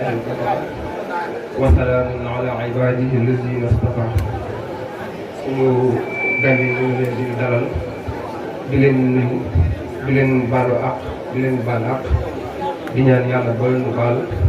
te lépp loo xam ne war na ko yàlla nangul na ko te naqal na ko fu yàq yëggul di nuyu tamit suñu invité yi waaw di wax rek parti bi comme ni nga ko waxee li ñu naan président Ousmane Sonko mu jaddil la ci politique kon noonu la ñu waxee parti Pastef mu jaddil la ci parti ci politique ndax politique dafa nekk loo xam ne dañ cee war a jaamu yàlla am nag loo xam ne dañ ci doxee loo xam ne dañ ci gisee loo xam ne mooy yàlla léegi nag bu amee nag ñoo xam ne ñëw nañ bu amee nag ñoo xam ne ñëw nañ dindi fi loolu ba andi fi loolu soit pour la patrie ba andi fi doxalin boo xam ne day dindi lu dul dëgg andi dëgg kon loolu mu dégg da koy yeesalaat te politique ni ñu ko mën a waxee ni ñu ko defee bu lenn lu dul rek yittewoo mbirum mbooloo mi mooy alalu mbooloo mi ñu fexe ba saytu ko ba mu baax wala bu fekkee baax na ñu saytu ko ba mu gën a baax rawatina réew bi ñu nekk muy réew yu jullit léegi nag dafa bokk nag ci jaamu yàlla mooy yittewoo alalu jullit ñi mooy fexe ba jullit ñi seen alal ñu koy teg ci loxo yoo xam ne loxo yu wóor la ba pare yor ko ci anam bu sell ci anam bu maandu léegi nag pour nga mën a am loolu daf see bokk leen mooy dañuy fal ay njiit pour nga fal ay njiit nag da ngay am lu ñuy wax carte électeur dañu am lu ñuy wax carte électeur léegi nag ci loolu lañ bëgg ñëw ngir sensibiliser nit ñi te xam ne que loolu jaamu yàlla la rëy rëy ndax réew jullit la ñu bëgg suñu alal koy yor mu yor ko ci anam bu baax yor ko ci anam bu baax ni ngay tànnee loolu nag dafa am lu ko may mooy carte électeur léegi nag carte électeur dañoo bëgg wax ne révision ordinaire bi commencé avant loolu 2023 dañoo gis ne dañoo defoon révision exceptionnelle ñu gisoon fii ci arrondissement Ndam ñu amoon fa commission waaye ñu amoon 4 commission fii ci arrondissement Ndam ñu gisoon mbooloo bi niñ ci bëri woon lool ba jour bi nga xam ne ci lay jeex mbooloo mu takkoo takk mujj ñu bind ba mu andoon ay affrontement fii ci arrondissement Ndam ñoo xam ne kon loolu soxal na leen kon tey nag bi ñu ñëwaatee ci jubanti gi andi révision ordinaire boo xam ne juróom benn weer la durée jaadu nañu informer askan bi jox leen information bi pour ñu mën a dem dindi seen logo yi révision ordinaire boobu nag commencé na le 1er février bii passé war a jeex le 31 juillet bii ñëw incha allah. fii nag ci Touba am nañ fi benn commission bi mi ngi fii ci arrondissement Ndam mooy sous préfecture de Ndam léegi nag ñi nga xam ne nag ñoom la soxal mooy ñi nga xam ne dañoo am carte d'identité te seen carte d'identité ñu defal leen ci personne non inscrite sur le fichier électoral mooy no vote te fekk ne am nañ 18 ans wala lu ko ëpp ñu bëgg koo dindi ñoom révision bi concerné na leen ak ñi nga xam ne dañoo war a def li ñuy wax modification mooy dañ doon voté feneen bëgg a changé lii la vote mooy jóge fa doon voté di voté ci Touba ak ñi nga xam ne dañoo bëgg a def changement de statut mooy koo xam ne dafa nekkoon militaire wala léegi mu retraité wala civil koo xam ne dafa doon militaire mu bëgg si def changement de statut kon ñooñu ak lu ñuy wax radiation par exemple koo xam ne am na mbokk boo xam ne décédé na mu bëgg ñu génne ko ci fichier électoral bi koo tamit concerné na ko léegi nag yéen ñi nga xam ne nag concerné na leen commission bi mi ngi ci arrondissement Ndam dañ fa nekk bis bu jot altine ba àjjuma di xëy 8 heures di wàcc 18 heures ñu ne nag képp kuy def demande pour ñeent yi mu wax nga koy def gën ngaa yéex le 10 juillet na fekk nga def ko parce que à partir de 11 juillet ba 31 juillet ci contentieux yi ci la ñuy dem contrat bi yaatu na nañ dem ñu mën a amal kii yu noonu léegi nag di xam ne Touba dafa nekk commune boo xam ne dafa yaatu révision exceptionnelle bii passé amoon nañ ñeenti commission waaye nag jël ñoo am benn léegi nag ñuy wax seen Cheikh Thioro Mbacké ndax am na ko kàddoom ak boo xam ne suñu ak ñu wax ne ko benn commission fii ci arrondissement Ndam bi yëpp dafa tuuti ñuy sàkku ñu wax ñu fexe ñu aligné yeneen commission bu ñu amee yeneen ñetti commission boole ko ci nekk muy ñeent ndax ñu mën di liggéey yeneen kii yi fi ne quartier yi nga xam ne dañoo isolé wu di wax ne tamit commune bi mel ni Dalangaabu Missirah Ngay Touba Fall ñoom ñëpp dañuy ñëw di jëm si fii si Touba Mosquée fekk si li nekk fii loolu dañoo jàpp ne war na leen dafa tuuti loolu te luy sonal askan bi la kon ñiy ñaan sëñ Cheikh Thioro Mbacké di la wax loolu bëgg nañ ñu dollu ñu suñu commission yi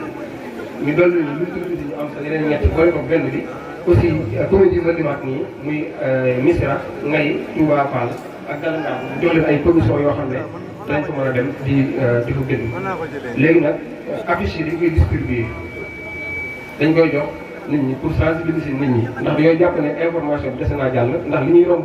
arrondissement Ndam gis mu wet bari na te dañoo war a profité yi mën a bind noo vote yi léegi nag ñu bëgg dinañ ko jox nit ñi am na ay numéro téléphone yu ci nekk bu ko defee ku am lu si jaaxal nga mën a woote ñu wax la li ngay def asalaamaaleykum wa rahmatullahi taala wa barakatu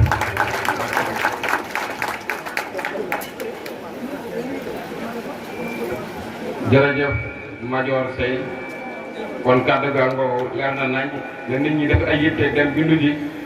su ko defee ñu mën a voté ci élection yi ñëw incha allah Madior jërëjëf donc dañuy jox kàddu DG Koso Sène vice coordinateur de la JPS Touba et directeur général du cadre de vie et de l'hygiène publique Serigne Koso à vous la parole.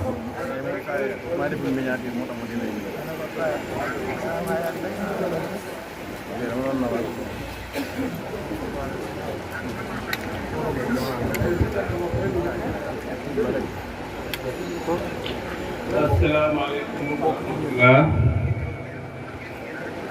mbokk yi ñu ngi leen di nuyu ci kenn ku ne turam ak santam di jiital ci nuyoo bi suñu conférencier yi Cheikh Ahmadou Bamba yi bu njëkk bi wax bu am solo ci li nga xam ni moom la Pastef dig Sénégalais yi mu waxee ko waxin wu woyof boo xamante ni Pastef ba mu juddoo ba tey noonu rek la mus a doxalee mooy fexe ba li muy wax mu leer ba nopp yi mu dugg mu xam ni loolu daray caaxaan nekku ci man nag damay wax d'abord ci JPS waaye li nga xam ni moom la JPS manière générale di réaliser waaye tamit dama koy wax ci parti Pastef rek ñu xam ne lii changement bi nga xam moom lañ mus a wax lu ni mel lii nga xam ne taxawal nañ ko tey daf koy firndeel ndax maître yow mi nga xam ni yaay coordinateur national JPS dama la bëgg a xamal ni rek événement bii nii bu taxawee xale yi Pastef yëpp ñëpp ku si nekk da nga cee def sa junni wala lu ko ëpp te loolu man daf ma neex lool ak koo mën a doon ak titre boo mën a am 5000 francs nga cotiser wala lu ko ëpp te ñoom ñëpp cotiser pour ñu def événement bu ni mel. amul benn waay boo xamante ni moo nekk ci kaw ci politique yi ñu xamoon di bumi di wax li ko neex parce que moo yor poosam loolu amul ci Pastef loolu amul ci JPS te événement bii nii wane na ko looloo tax maître xam naa ni xam nga ko bu baax mais dama la koy gën a firndeel di wax ni nag événement bi dafa rëy am solo moo tax ay kilifa yoo xamante ni donte ci parti bi lañ bokk te depuis bi ñu duggee ci bâche bi titre yooyu ñu amoon daanaka existé wul parce que jàpp naa ni fii ñu toog benn titre moo fi am muy militant waaye du caagi ni nag dinañ leen tudd ngir remercier leen ci déplacement bi nga xam moom lañ def jóge seen dëkk ba ñëw fii ci Touba. ñu ciy jiital le premier vice-président de l'Assemblée nationale muy Ismaïla Diallo honorable député waaye di nuyu aussi notre coordinateur de Touba muy Serigne Cheikh Thioro di nuyu aussi l'honorable Amadou Ba vice-président de l'Assemblée nationale di nuyu waa Mojib ci njiital Soxna Kounta mi fi nekk waa Magui Pastef ci Père Moussa di ko nuyu bu baax ak waa Modap bi nga xam ne Maam Thierno Mbacke moom moo ko jiite ak alliés yi nga xam ne ñëpp ñëw nañ di nuyu directeurs généraux yi fi nekk yëpp muy Barolo Alioune Kébé Ngagne Demba Talla Niang Amdi Moustapha Mbacke di nuyu aussi le représentant de Cheikh Tidiane muy Moustapha Diagne bi nga xam ne moo ko fi teewal di nuyu Moussa Ngom mi fi teewal Mimi Touré ak Moussa Thioune monsieur le maire bi fi teewal le maire de Touba di nuyu aussi Cheikh Gueye Bache bi ñuy accompagner ci nit ñi yëpp ñuy def di nuyu Saliou Dione bi nga xam moo fi représenté Guirassy waaye di nuyu bureau exécutif Pastef Touba bi yëpp ak Pastef département de Mbacké bi yëpp waaye dañuy wax Pastef dafa am benn kàddu bu am solo bu suñu Cheikh Thioro di wax mooy Pastef mérite bu dee am ñi nga xam ni jamono ji ñoo nekk ci bàq yi ñoom ñoo am mérite ci Pastef te yàlla dafa def am nañu ci bari ànd bi ñu doon ànd ay ndogal am ci waaye lii firndeel ni ànd bu dëggu la mooy ñoom seeni famille musuñoo bàyyi musuñoo wax benn wax boo xamante ni wax bu ñagas la waaye dañoo jàpp ñi nga xam ne ñoom lañ àndaloon démb ba ay ndog am ci ndogalu yàlla lañ ko jàppee rek te jàpp nañ ni ñoom sax dañuy continuer liggéey bi nga xam ne moom la seen mbokk yooyu doon liggéey ànd koog ñun moo tax ma bëgg a woo fii famille yi nga xam ne muy famille Serigne Lay Modou Makhtar Lay bëggoo leen a woo fii mu ñëw mooy famille yi nga xam ne dañoo àndoon ak ñun daanu ñoom dañoo teew fii di continuer di ànd ak ñun di woo yaayu Abdoulahat Gaye muy Wari Fall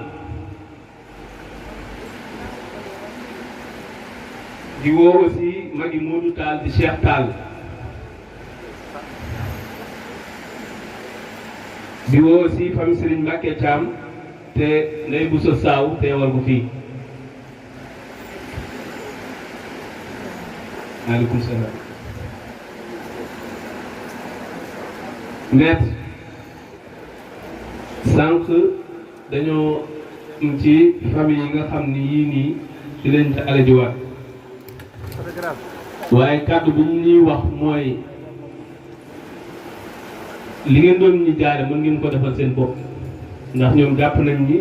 benn famille la ñoom jàpp ñu ni dañoo ànd ak ñoom ci politique rek ñu daanu ñu fàtte leen waaye le président Ousmane Sonko nga xam ni képp kuy gis gor boo ko xoolee rek xam ni mooy gor ñëw na Touba famille yëpp ku si nekk jël tànkam ba àgg fa famille bu fi nekk mu dem jaale la nuyoo la toog fa ab diir masawu ñi nga xam ne ñoom ñàkk donc looloo ci nuyoo bi nga xam ne moom lañ doon nuyoo di woo famille yi di leen wax ni ñi ngi continuer di ànd ak suñu rakk yi ak suñu mag yi nga xam ne ñoom lañ doon ànd démb ak bërki démb xam nit duñ leen fàtte mukk ndax Pastef bindoowul noonu bépp famille buñ dem kër buñ dem ànd ak le président Ousmane Sonko di leen jaale dañoon ni lii musuñu koo gis dañoo jàppoon ni buñ àndeek yow rek dañuy ànd ak yow nii bu subaa ñu fàtte la même bu la dara jotee it waxuma la nga faatu waaye boo feebaree sax duñ lay fàtte waaye ñun nag buñ àndeek ñun famille lañ def suñu bopp donc famille lépp loo xamante ni laal na rek mooy laal na kenn ku nekk si ñun moo tax ñu ngi leen di remercier bu baax a baax a baax di leen xamal ni dañuy continuer di ànd ak yéen incha allah di leen gën a masawu tamit ci coono bu bari bii nga xam ne noo ko ñu xam ñu ko jàppee noonu la ko jàppee muy ndogalu suñu borom kon ci loolu la ñuy tënkee kàddu yi bu baax amee ku ci bëgg a wax rek mën nañ koo jox aussi mu wax si.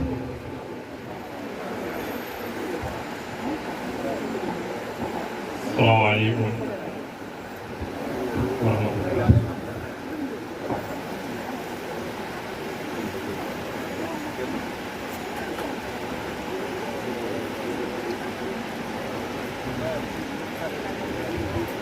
ñoo ngi nuyu mbooloo mi di ci jiital honorable député Serigne Cheikh Thioro Mbacké di nuyu Mansour di siyaare mbooleem ku fi teew rek di ñaanal jàmm. sëñ Cheikh Thioro ñu ngi lay jot ci am nuyoo bu jóge ci Serigne Sidi mu Mame Thioro Mbacké moom sëñ Cheikh Awa Balla ñu ngi lay sant bu baax a baax ndax loo ko defal tam waral ko ak ñun ñi di famille Serigne Lay ak mboolem ñu mbokkaloon liggéey bi te yàlla dogal ñu wàccu liggéey ñu ngay jot ni loo cant googu ndax bëgg naa ko bépp yëpp ginnaaw loolu bi mu jàllee ñu bokk ak yéen loo xamante ni dañuy ñaan yàlla mooy ba faw ndax it am na ci ñoo xamante ni Serigne Lay tax ma xam ne ndax yàlla bi mu dogalee mu def soog mu nekk ak ñoom nag ñu gis ñoo xam ne mu suma woon a gis mu suma woon a xam ba yàlla tey jii mu wàccu liggéey lépp te mboolem lu ñu war a def ak ci membre yi Pastef bi yëpp teew fa def ko jëf ju rafet muy comme ni ko waxee rek mu doon loo xam ne yàlla dafa dogal sàmmi ngeen ko jàpp waaye jàppatale ko politique te politique suñ ko rafetalee doon lu ñaaw ci kaw ñu ñaawal ko rek lay ñaaw ñu bari buñ bañ a politique loolu moo tax ànd bii ñu bari rafetlu na ko di ñaan bu jëm kanam di wax ne ni ngeen ci àndoon ak Serigne Lay mu rafet lool ñii Serigne Lay yi nga xam ne yàlla dogal na ñii bi yoon dañ ciy continuer ànd ak yéen mais duñ ci jot ginnaaw te dañ koy commencé bis yi ki tey di wéy ak yéen ba faaw foofu ku ci taxaw rek ñu yem ak foofu. merci beaucoup jërëjëf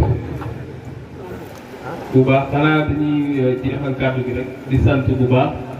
ndaxte tamit feccum lii bu neexee nday jaa jàpp ca mbagg ma niñ koy waxee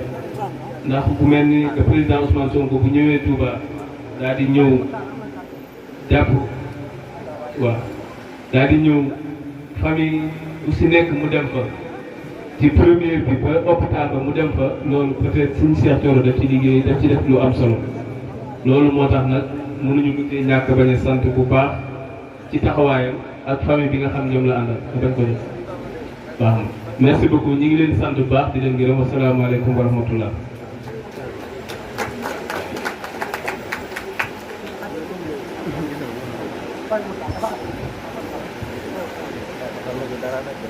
jërëjëf Serigne Kosso Sène vice coordinateur JPS Touba ci kàddu remerciement bi ak rendre hommage ñi nga xam ne ñoo fi bàyyi ko kon sans plus tarder rek dañuy jox benn 2 minutes JPS Touba njiital soxna Nabou Faye ñu andil ay cadeau Mansour Faye kon soxna Nabou bismillah ñu gaaw rek ndax temps dina ko lool.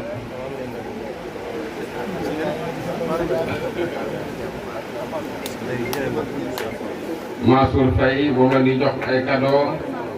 Mansour gaaw yi fii nii Mansour Faye président organisation Pastef Touba membre du bureau de la JPS.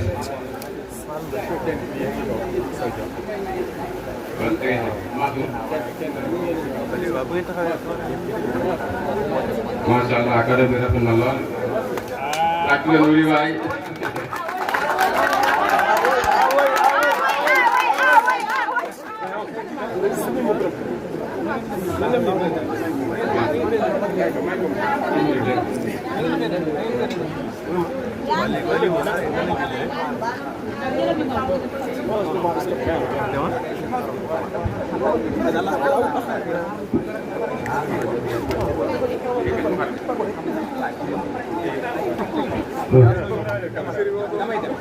على النبي وسيدي أفلا تؤدي لهم ليقتدي إلى يد نعت اليوم وقبل يومي لي جملت بر فوق سومي جبت بس الخسير ساكرا لك بني وقبولي فتفت لك زنت قديدتي تيسرا ولم تزل يا مالكي ذكورا أكرمتني إكرام من ما تابع وكل من أراته منك أتتقي زدناكي من رديت عنك باركت لي يا رب في قلوبي خيرك وجدت بالمحروف ملكتني بكونك الكريم ما قال لي تفسير وتكريما. jërëjëf soxna Nabou Faye ak ñi mu àndal doon jox cadeau Mansour Faye donc ñu continuer ci programme bi ndax temps bi daf ñu xooxe du bëree bëri di jox kàddu deuxième conférencier bi un grand éducateur dans le système éducatif islamique du Sénégal, porteur du rayonnement des nobles valeurs d'humilité, d'altruisme et d'excellence, porte du modèle et député à la 15e législature. ñoo jox kàddu Cheikh Omar Bamba Diop may ñaan ñu tàtt ko bu baax a baax bala ngeen commencé bismillah Cheikh Omar.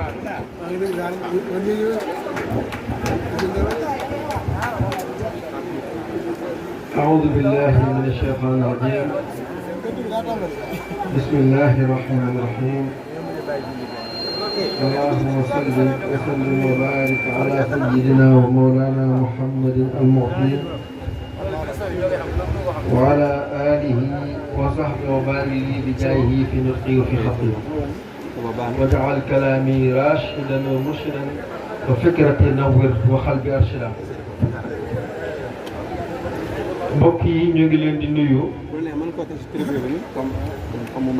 di jiital ci nuyu bi sunu kilifa Cheikh Mouhamadul Mountakha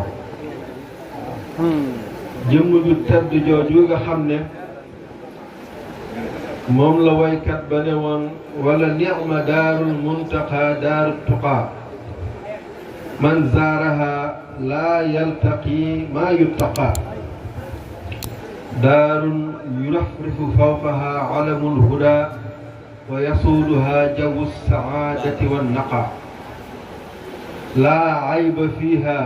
غير أن الذي لها ينسى العيال فلا يريد إلى البقاء. سوء الشيخ محمد المنتقى بن كوي باك ci mbaax di ko mbakk ci mbooleem jikko yi tedd yi booba boppam benn pepp karaw bu weex nekk ci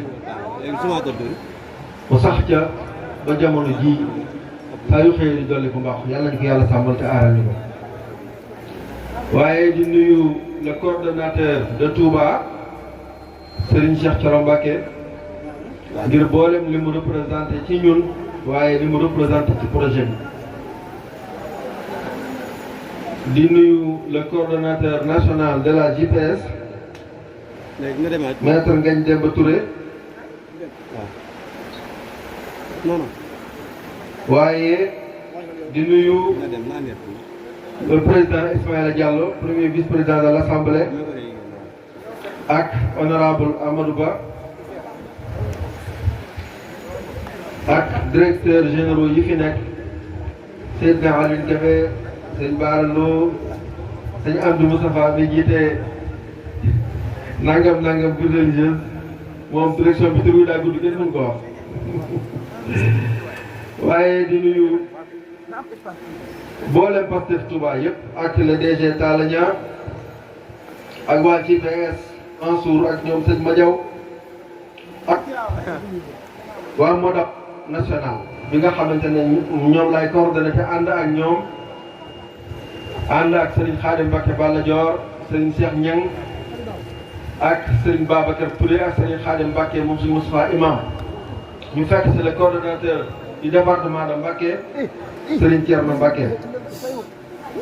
waaye di nuyu mboolem njabootu Cheikh Ahmad Bamba Khadimu Rasulullah yi nga xam ne ñoo nekk ci jotaay bi su ma ci limee Serigne Mourtada Mbacké moom Serigne Salih Massamba ak Serigne Cheikh Abdoul Khabir mu day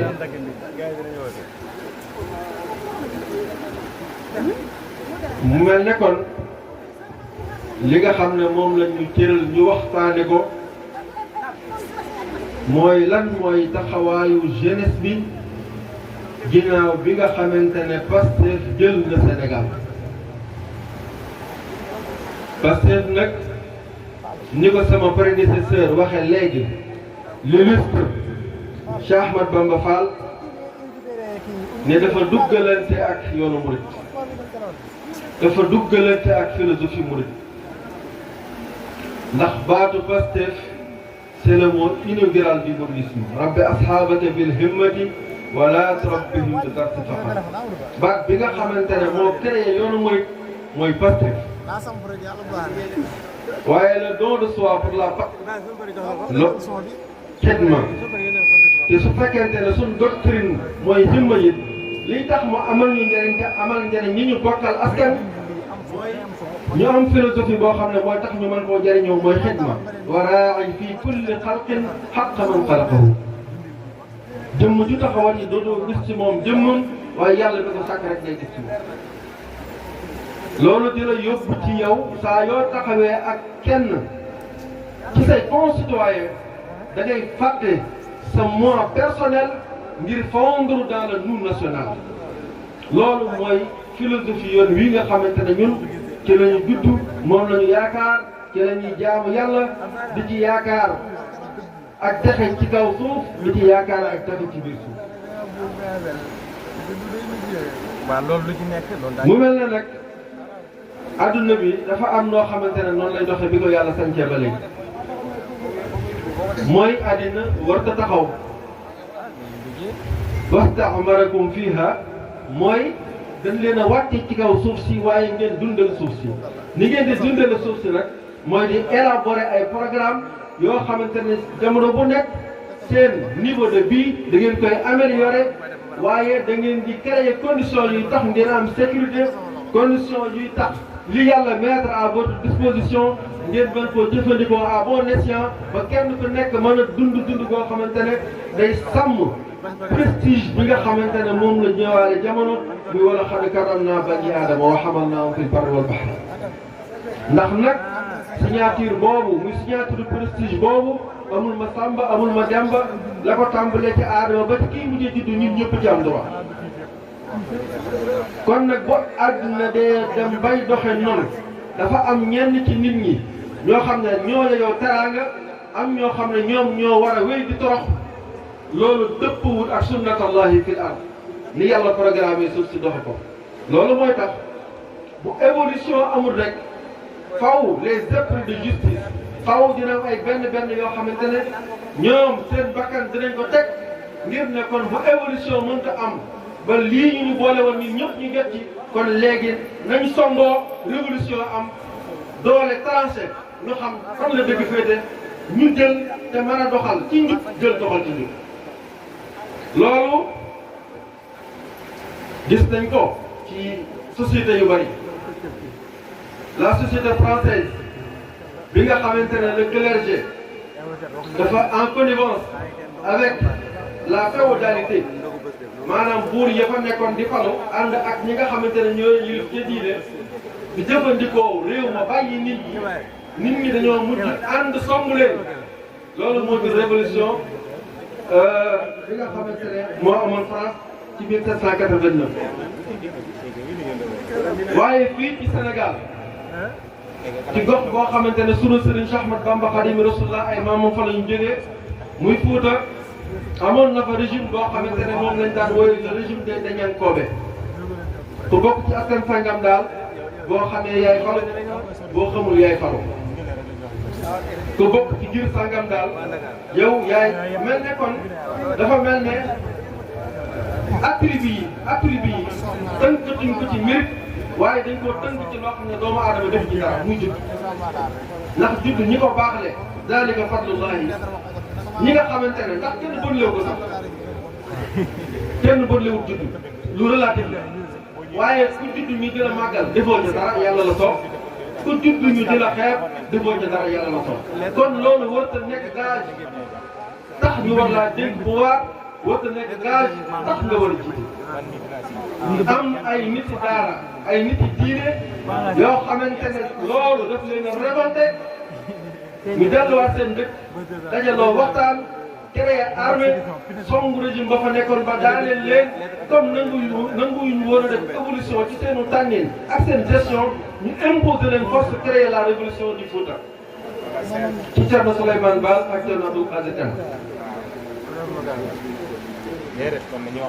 boobu yàggul ci histoire bu gën a récente le printemps arabe ñun ñëpp ñu ngi koy bàyyi xel yàggul di ay dictature yoo xamante ne dictature yu kawe war lañu woon ak ay monarchie yoo xamante ne tegul woon ci dara lu dul maanaam humour ñenn nit rek wala seeni plaisir benn xale moo indi ñëwu lakk boppam loolu moo lakk réew yooyu ba ñooñu ñëpp daal ñu imposer leen révolution par force révolution boobu nag dafa doon loo xam ne yàlla da koo lënkale ak jeunesse ndax jeune moo am force physique ak fukk boo xamante ne su ko utilisé à bon escient mën naa jural société mu nekk moo tax waxkat ba di wax naan si vieillesse pouvait et si jeunesse savait waaye nag le condensé des deux loolu mooy liy créer inéluctablement le changement mooy xale yi nangoo jàng ba préparer seen matière grise xam-xam bu wér te xam-xam yi mag ñëpp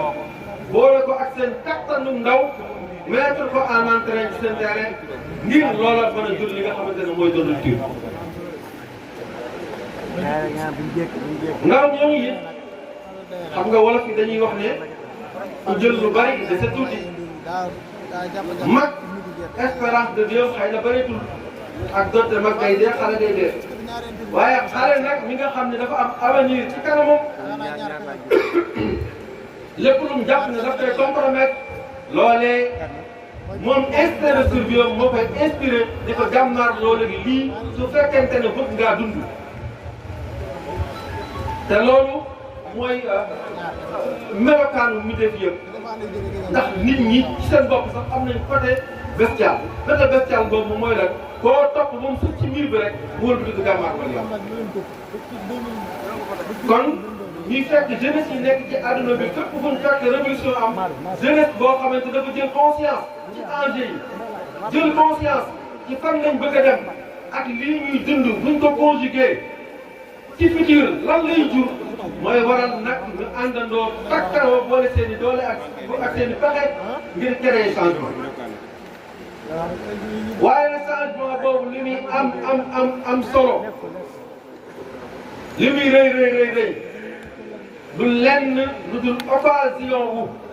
xalaat yu rafet yëleen animé woon Cheikh Bamba Fall wax na léegi ne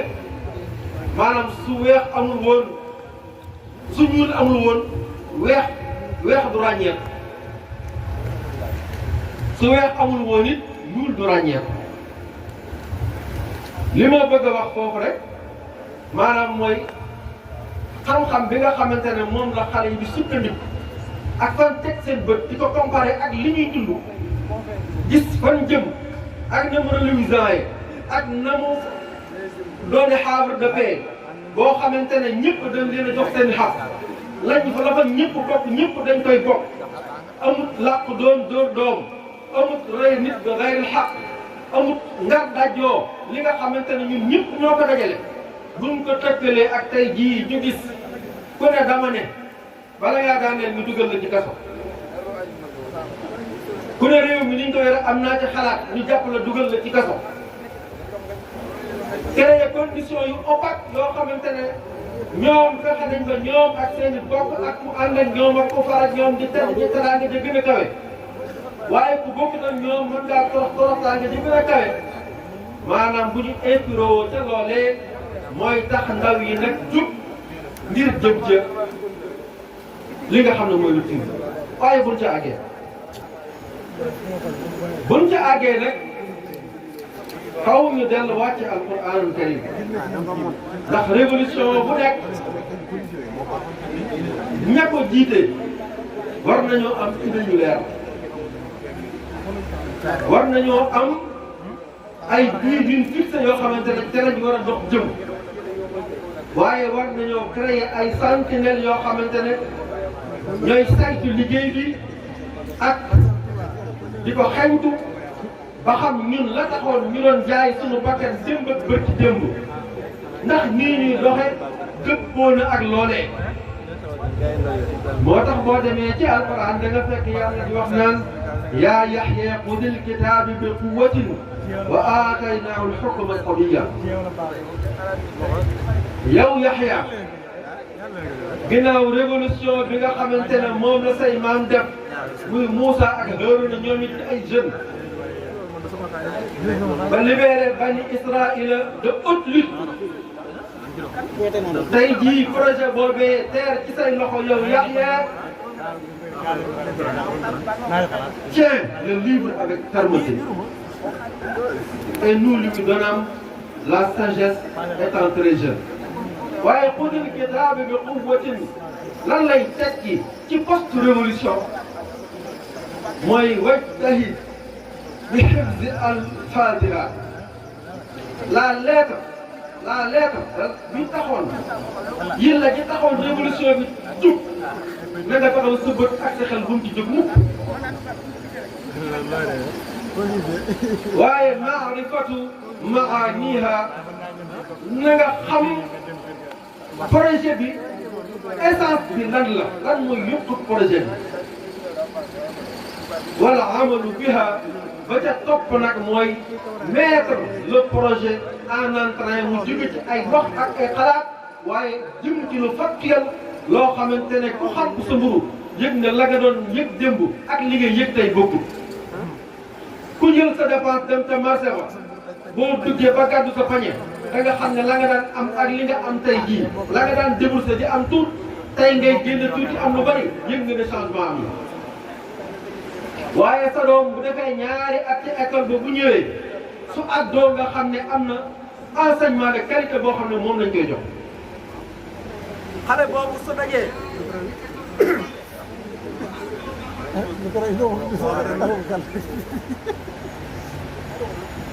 waaye xale boobu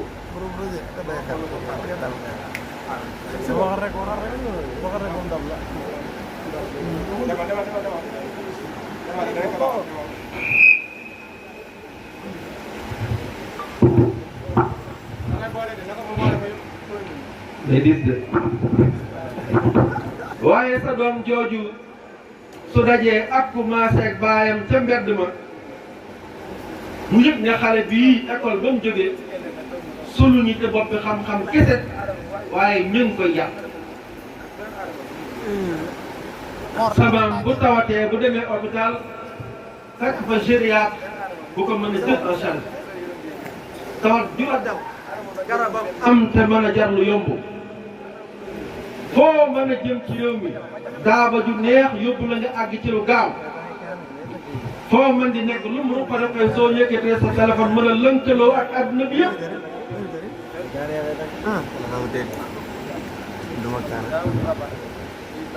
jeunesse bi nga xamante ne ñooy jur révolution yi ñoom ñoo am rôle jouer rôle sentinelle ngir yii ma wax yëpp mën a am te fenn fu te nekk nag ñu placé fa ay nit ñoo xamante ne seen xam-xam da cay màcc ndax man Omar Bamba Diop su ma tëbee tey bëgg a joxe samay xalaat ci finance ñi ma xam te xam sama parcours mën nañoo dengi ca la may wax su ma bëggee joxe sama xalaat ci géologie mën nañoo dengi ca la may wax waaye am na ci ñun ñoo xamante ne ils sont outillés ba mën a xam ba xam finance ci réew mi tegu na ci yoon wala teguwul ci yoon ndax suñu gestion minière tegu na ci yoon wala teguwul ci yoon loolu rôle ndaw yi la ñi nga xamante ne ñoom ñooy les géniteurs de la révolution waaye ñu di leen xaar ci yeneen béréb yu bare bari mooy bokk na ci li nga xamante ne jeunesse su Pastef war na ko taxawee mooy fexe ba changement bi nga xam ne moo tax juróom-ñett fukki nit ak ñeent ci ñun faatu changement boobu nekk lu effectif. nekk lu effectif mooy bu ñu tàmbalee changé tey bu benn secteur jekk rek ñu bëgg a taxaw def loola benn trophée loolu doyul. fan ñuy xaar mooy yeneen secteur yëpp ñu di ko saytu ngir progrès yi nga xamante ne maître Ngagne Demba def na ko dans la politique minière du Sénégal Jean Michel def ko ci électrification rurale ñu def jiite ju mat sëkk ba sëñ Amdi Moustapha Mbacké def ko ci l'aménagement des villes religieuses def jiite ju mel noonu ci di ko saytu ba le directeur Kososen def ko ci notre cadre de vie loolu rôle jeunesse bi nga xamante ne ñoo créé révolution bii la.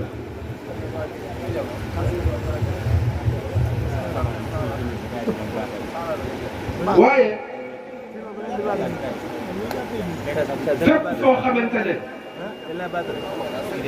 état dafa posé acte administratif. jeunesse bi ñoo war a góorgóorlu ci entouré ko sagee ko musale ko des actions citoyennes loolu ni mu koy expliquer mooy ONAS mën naa ñëw defal Touba ay canal waaye nag waa Touba waruñoo xaar ONAS ci purer seen i canal d'où l'importance du travail abattu par la JPS de Touba avant l'hivernage. waaye civisme tuuti li ñuy woowee participation responsable mooy fexe ba li defar réew mi kenn ku nekk nga bañ cee xaar benn tàmbale ko ci yow lu guddi doo brûler ko rouge lu guddi lu tali bi yaatu doo jaar sens interdit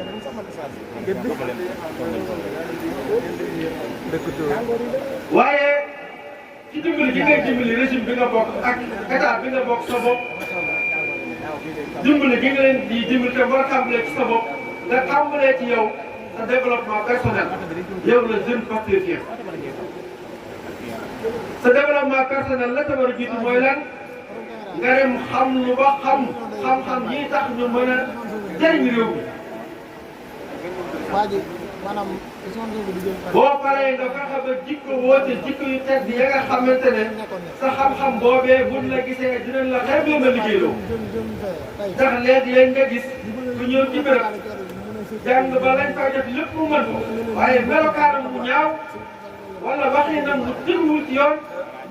mooy waral duñ ko dox liggéey boobee su ko defee mu lor boppam waaye lor Sénégal bi nga xamante ne mënoon naa jëriñu ci expertise am te mauvais comportement wala mauvaise présentation tax bu ñàkk loolu moo tax Cheikh Mouhamadou Moustapha Cheikh Mouhamadou Moustapha mi nga xam ne damay wax ne mooy jeune bi gën a réussir ci histoire du Sénégal wuutu Cheikh Ahmad Bamba Khadimou Rasoulillah à l'âge de 40 ans wuutu ko ci période de crise économique réalisé li mu réalisé fekk yoonu murid ba mu def aw say kooku mag de référence bu bëgg Cheikh Mouhamadou Moustapha lan la doon waajale ndaw ñi ñi mu bokkal Cheikh Ahmad Bamba Khadimou Rasoulillah Cheikh Mouhamadou Moustapha bokk yi nee na da ngeen defar seen jikko da ngeen defar seen jëmm ba ku leen gis xemmeem leen waaye na ngeen defar seen jikko ba ku leen ñoom du leen bàyyi militant Pastef bi noonu Cheikh Mouhamadou Moustapha doon décrire jeune boobu war a ñëw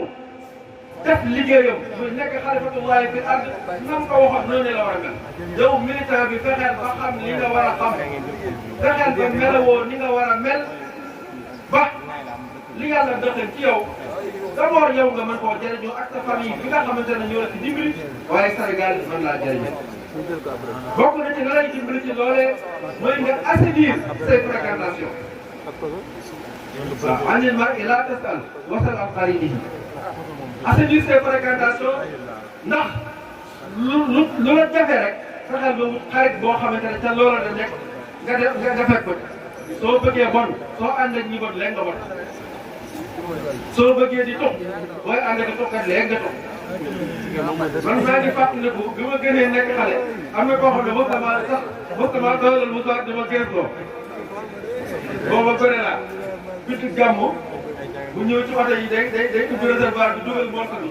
laal ci essence bi defal ma ci morso dama xëccal te li ko waral rek mooy dama àndoon ak Mourou Tall kon révolution bii lii tax mu aboutir ba li ñëpp jot ñun ñëpp bokk ñëpp jot ñi fokk militant Pastef bi fokk jeune bi assainir ay fréquentation waaye assainir ces fréquentation yëmul rek ci dëf leen ci àdduna bii ñuy gis waaye it ci li nga xamante ne mooy le virtuel ndax léegi caay-caay bu la bett mi daan jàngal boo duggee sa néeg ma des na la faa jàngal junni caay-caay yi ko gën a gaaw fuuf gën koo dangereux kon ni ngay fexe ba assainir wa zaru zahira ismi wa batinahu la yàlla wax bàyyi leen li nëbb ci bakkaar ak li feeñ ci bakkaar ndax li feeñ ci bakkaar bu ko bàyyi nit ñi dañ lay bàyyi mooy jëw rambaaj soxor bon lekk waaye baatinul ismi rek mooy yu bon ya ngay wét di ko def te yooyu di impacté ci sa comportement di impacté ci sa jëmm kallaa bal raana ala qulubihim maa kaanu yaksibuun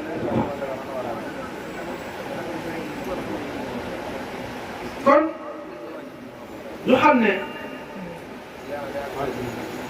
nit ki nga xamante ne moom lañ soxla ngir projet bi mën a antu mbokk yi dañoo soxla mu nekk nit spirituel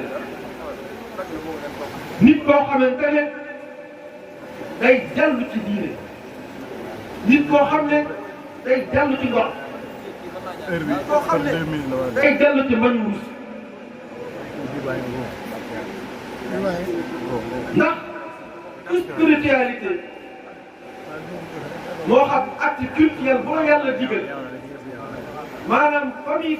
la ko tax a jóg mooy day dellusiwaat ci li ma doon wax léegi muy sa développement personnel waaw bu ngeen ñëwee ci julli nee na inna salaata tanha anil fahshaa'i wal munkar bu ngeen saxee ci julli te di ko def ni ngeen ko war a defee su ngeen bëggee suus du ngeen mën a suus bu ngeen bëggee dem boîte du ngeen mën a dem boîte waaye zikar ala bi zikrillahi tatma'innul qulub sérénité bi ñu soxla ci yow ataraxie bi ñu soxla ci yow ba li ci yow mën a jëm nit ñi jëriñoo ko yàlla nee na booba de tudd rek kan ko mën a jël ba ci ko yaa ayyuha alladina amanu kutiba alaykumu siyaamu kama kutiba ala alladina min qablikum la'allakum tattaqun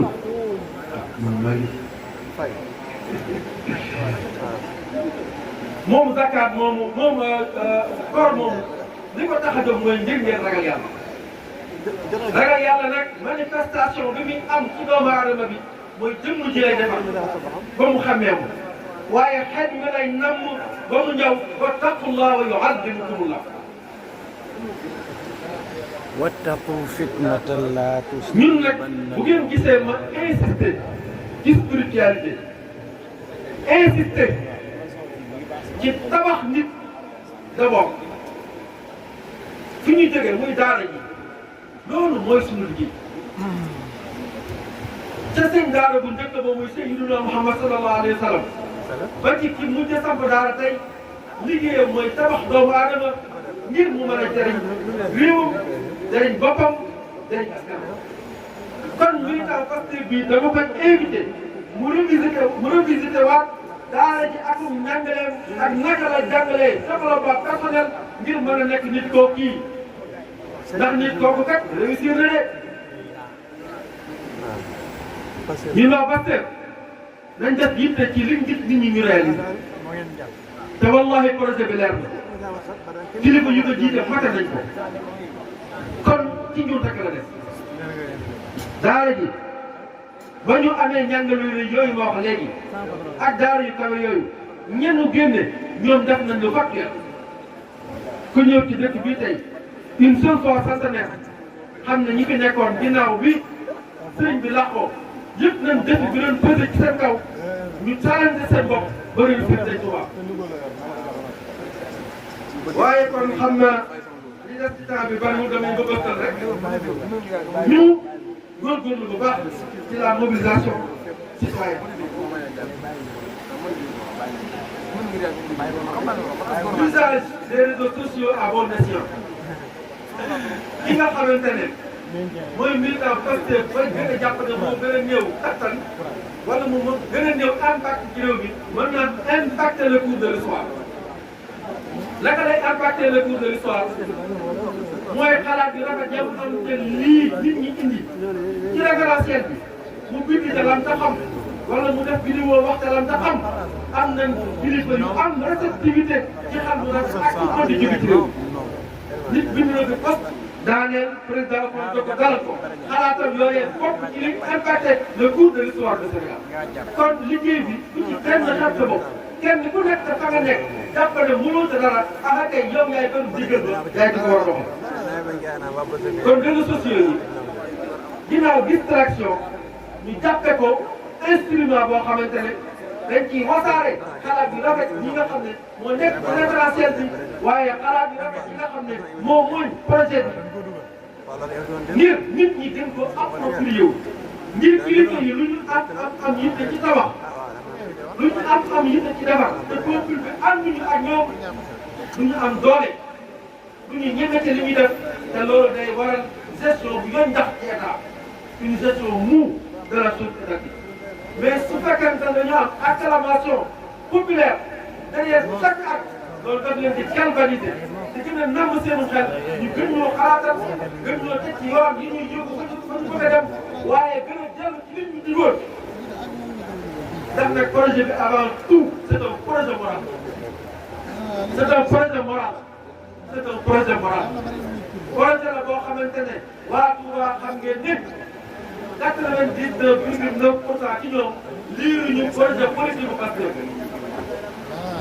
moralité président Ousmane Sonko dañ leen xamal ñu ne aha ku mel nii mën nañoo jiite moralité Serigne Cheikh Thioro lañ gis ne Cheikh mii du topp ku nekk ci ay caaxaan kon le projet est avant tout moral et le projet pour se réaliser devra demeurer moral kon sunu canaux de communication yëpp nañ ko utiliser ngir véhiculer moralité projet bi te kilifa yi duñu dimbali ci acte yooyu bu ko posé ñu di ko xam te di ko leeral ndax nag mbir day toll foo xamante ne génne gi ci kaw sax day jaadu ngir mu mën a nekk zaajiran lil misli mën a teg ci sa kem yi ngir ñooñu ñu dox ci jëm yi lay dox.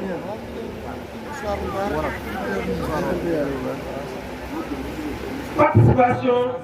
politique et démocratique lu mel ne lii sama mbokk njóobeen bi taxaw fii léegi def ko wax ne ubbi nañ révision des listes électorales loolu yéen waa projet bi seen liggéey la ndax nag suñ demee ba minoritaire ci réew mi projet bi dafay jaaree lépp ta liggéey kon lii maintenir sunu majorité mooy conscientisation wahab lahu siyaasatan tunawiru uqula man xalaqta yaa musawwir Cheikhuna Ahmad Bamba Xaadimu Rasulillah mi nga xam ne am njàngaleem day am tadaaxul ak projet politique bii ñu indi moom daa waxoon ne politique Yonent bi sallallahu alayhi wa sallam mooy une politique de conscientisation Ousmane Sonko day taal xel yi waaye bu kenn ci yéen xeeb boppam ci taal menn xel ndax menn xel moo taal mën naa taal moomu ci wolof mooy mbooloo mu bari te am de xam naa ne dégg tuddee wolof waaw maa ngi dégg loolu mooy tax ñu respecté mémoire sunu bokk ñi nga xam ne dañ leen a boowoon ànd ak ñoom ci xeex bi te seen bakkan des ñu continuer nag ci suñu rôle de veille et de sentinelle nii ñuy def ci réseaux sociaux yi saa yoo xamante ne dañoo fal koo xam ne icône de contre-valeur la ñëpp ko taxaw ne ko sàtt baaraam ne ko ñoom bu nu fal loolu maa ngi leen ci encouragé dafa war a am vigie populaire boo xamante ne mooy accompagner projet bi ba kilifa yi ndax nit mën nay juum waaye suñu nekkee ci sa wet dina fàttali doo juum te vigie populaire boobu day fàttali kilifa yi maanaam ci ban catégorie sociale lañ war a jëlee ñii nga xamante ne ñoo war a jiite réew mi ndax le projet est avant tout un projet moral. kon xam naa fi may daaneel rek mooy yéen jeunesse Pastef ngeen am ambition amul benn poste de responsabilité boo xamante ne des na ko jox ci Sénégal lu dul ka jublu ca roq ba wit dama gën a sore ci Sénégal am na ci droit waaye nag demal waaj intellectuellement ba am bagage intellectuel bi soxla demal waaj moralement ba am moralité bañ soxla le projet est avant tout un projet moral waaye sa ambition yooyu nga am nag lu mu rëy ba mu tax nga démentir sa bopp xam nga lan mooy démentir sa bopp damaa àndoon ci projet bi ba mu réalisé wu tey toog naa 1 an xalagul ma buñ ma woowee réunion cellule du ma def buñ ma woowee ndaje politique ci parti bi du ma def ndax lan parce que da ngay sentir ci sa xol tuuti frustration loolu soo ko defee weddi nga sa bopp ndax yow yaa waxoon réew mi ne don le soi pour la patrie te don le soi pour la patrie boobu nga waxoon su dara ñurumee ci sa xol ba tax nga nam ma toog waaye xalaatal bopp yi nekk barsax nañu am ambition ci poste de responsabilité yi ñu dem diriger ji ko ndax li ma jàpp man te gëm ko mooy projet bii waa Pastef ñoo ko mën a sàmm ndax ñoo ko gëm man loolu laa gëm waaye nag bu mu démesuré ba dañu dugal ci manque d'objectivité bu ñu dugal ci maanaam ñuy manque engagement par rapport au parti ndax nag tere nañ machine bu rëy boo xamante ne mën nañu defal lu rëy yóbbu ñu fu rëy waaye nag li tax loolu am mooy saa yu ñu xëyee dellu ci alquran la yàlla waxoon ne mooy tax diine mën a nekk lu productif mooy taxit Pastef mën a nekk lu productif wa'tasimu bihablillahi jami'an wala tafarraqu wa'tasimu bihabli Pastef jami'an wala tafarraqu yéen ustaas yi nag da ngeen samay wax di ngeen ma ko yamaleel fi ma ko yamaleel. asalaamaaleykum wa rahmatullah.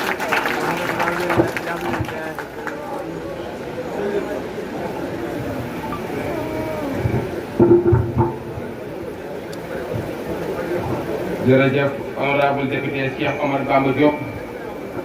ci discours bu am solo bii ñu andil muy résumé rek nous soyons des patriotes et continuons à être des patriotes pour sauver le Sénégal de l'engouement. jërëjëf honorable sans plus tarder dañuy nuyu Serif Diop nekk ci bureau Pastef Mbacké muy ko jàmbaar lool ci projet bi ndax am na ay jamono bu metti woon lool bi ñu distribué Pastef au niveau national mu abal ñu këram ñu amal ko ay opération yu am solo donc Serigne Diop ñu ngi lay sant bu baax a baax. di nuyu tamit soxna Ngone Diop bokk ci Mosip Mbacké ak waa Pastef Mbacké gépp rek ak Serigne Moussa Diakhaté nekk ci Modap ñu leen nuyu bu baax. Sans plus tarder, nous allons donner la parole au coordinateur national de la JPS, directeur général de la SOMISEN, nekk une figure emblématique du Sénégal, nekk tamit un homme qui incarne le visage d'une nouvelle génération de leaders mêlant compétence, am tamit li ñuy wax professionnalisme, am tamit li ñuy wax engagement politique. Maître Ngagne Demba Touré, vous avez la parole. Vous avez 10 minutes, maître.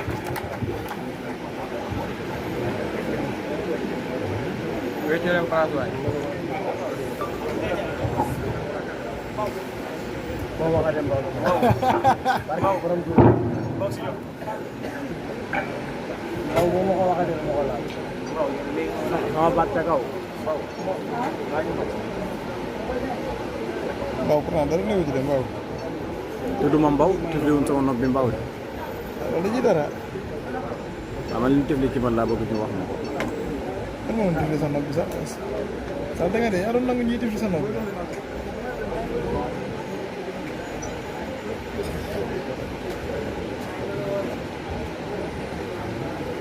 standard mooy bandi bu ñuy gaañ wala gën a góode ndànk rek. salaamaaleykum mbooloo mi nee ngeen 10 minutes ngeen ma may bu doon midi la wala 13h ba mun wax 10 minutes mais heure bii moom du ma wax lu ëpp 3 minutes. maa ngi nuyu ñëpp di leen ziar di kontaan ci teew ci jotaay bu mel nii di jiital nuyoo bi nag ci kilifa yi fi teew yëpp. tàmbalee ko nag ci ñi nga xam ne ñu ngi teew ci turu institution bu prestigieuse muy assemblée nationale du Sénégal tàmbalee ko ci premier vice-président de l' assemblée nationale Ismaïla Diallo teg ci honorable député Cheikh Thioro Mbacké teg ci honorable député ak conférencier bi nga xam ne mooy Cheikh Omar Bamba Diop bu loolu weesoo ñu teg ci kilifa yi nga xam ne teew nañu te nekk ay directeurs généraux muy directeur général Serigne Kosso Sène sëñ Amdi Moustapha Mbacké suñu xarit suñu frère Seydina Omar Kébé Baaraloo ak képp koo xam ne teew nga ci di kilifa di nuyu coordonnateur BAOS di Khadim Bamba Fall di tàmbalee kàddu yi nag ci rafetlu initiative bi. li tax initiative bi rafet mooy dafay jëmmal ne Pastef wutee na ak parti fi nekkoon te Pastef dafay wëy di wutee ba faw parti fi nekkoon wutee boobu nag démontré nañ ko ci aspect yu bëri démontré nañ ko ci ne parti boo xam ni nekk pour wax ni dañuy contesté rek mais bu ñu doon critiqué dañ doon wax ni lii moo tax ñu critiqué ñaareel bi mooy ci li ñuy financé suñuy activité politique wane nañu ne amul chef de parti boo xam ne dafa musoon nekk ministre wala directeur wala te alal bu bëri génn ñu financé pour parti bi.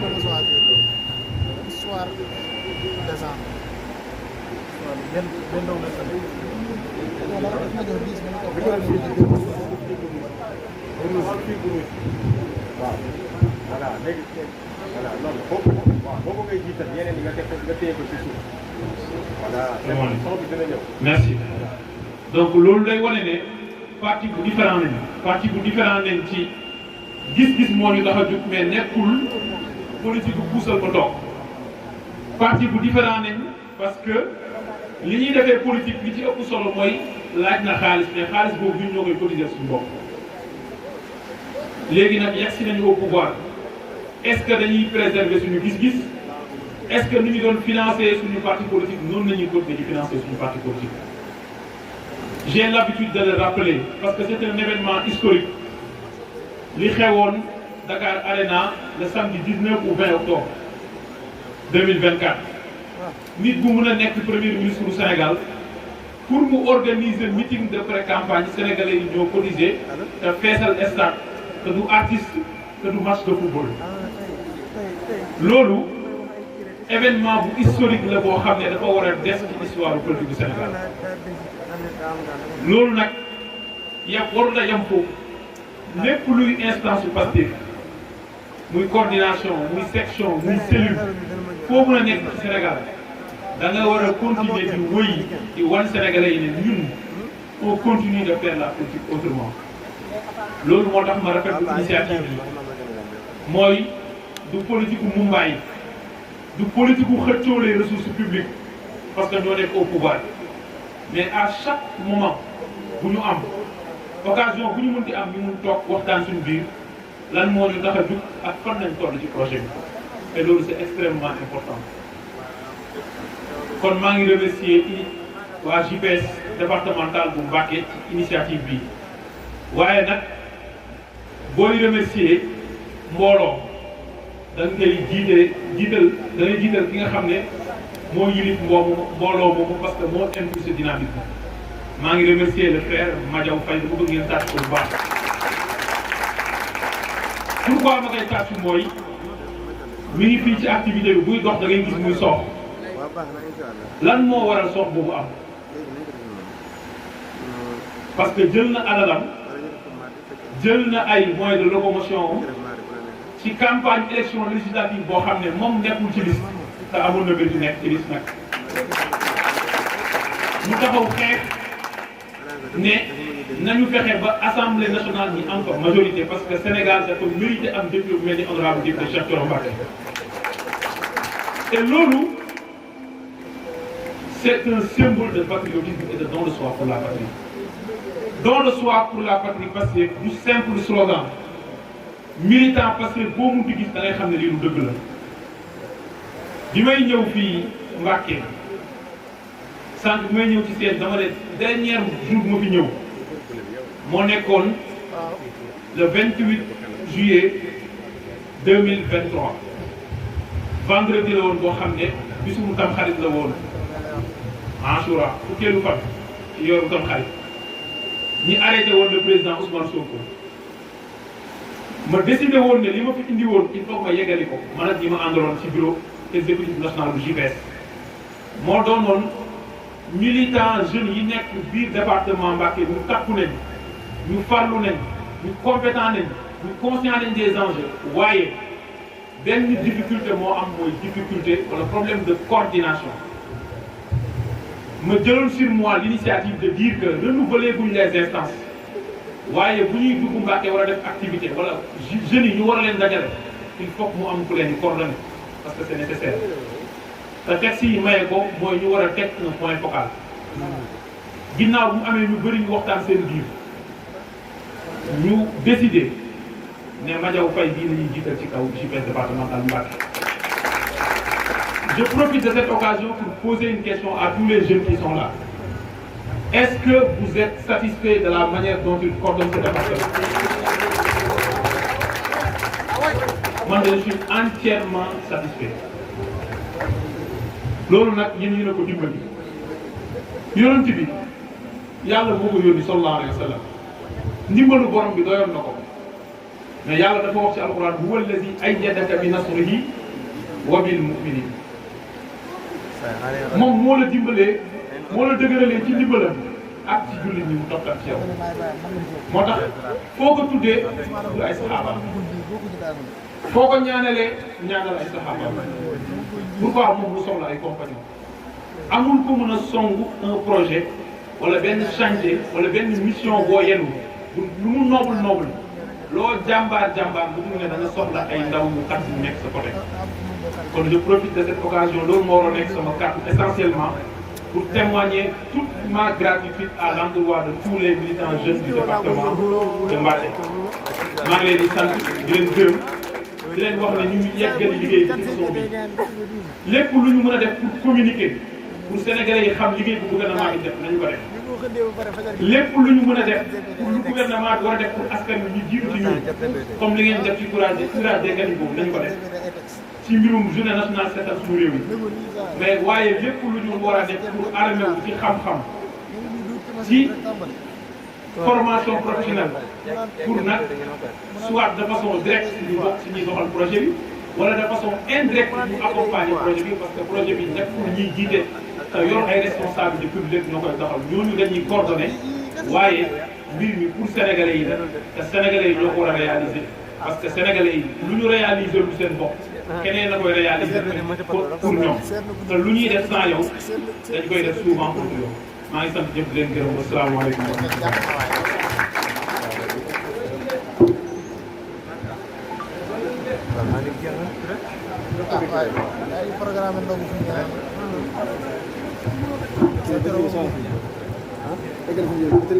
jërëjëf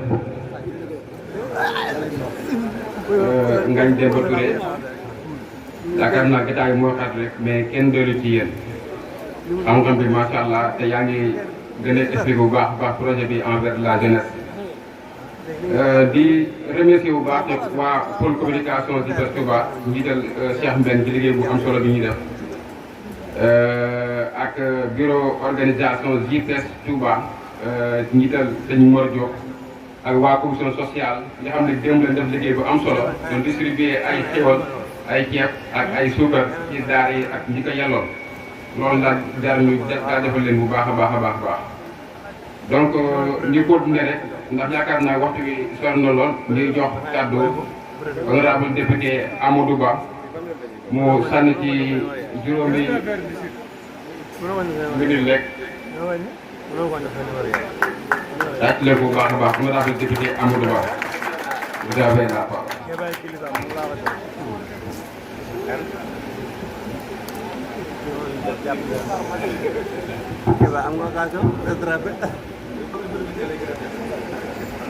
asalaamaaleykum wa rahmatullahi wa barakaatu.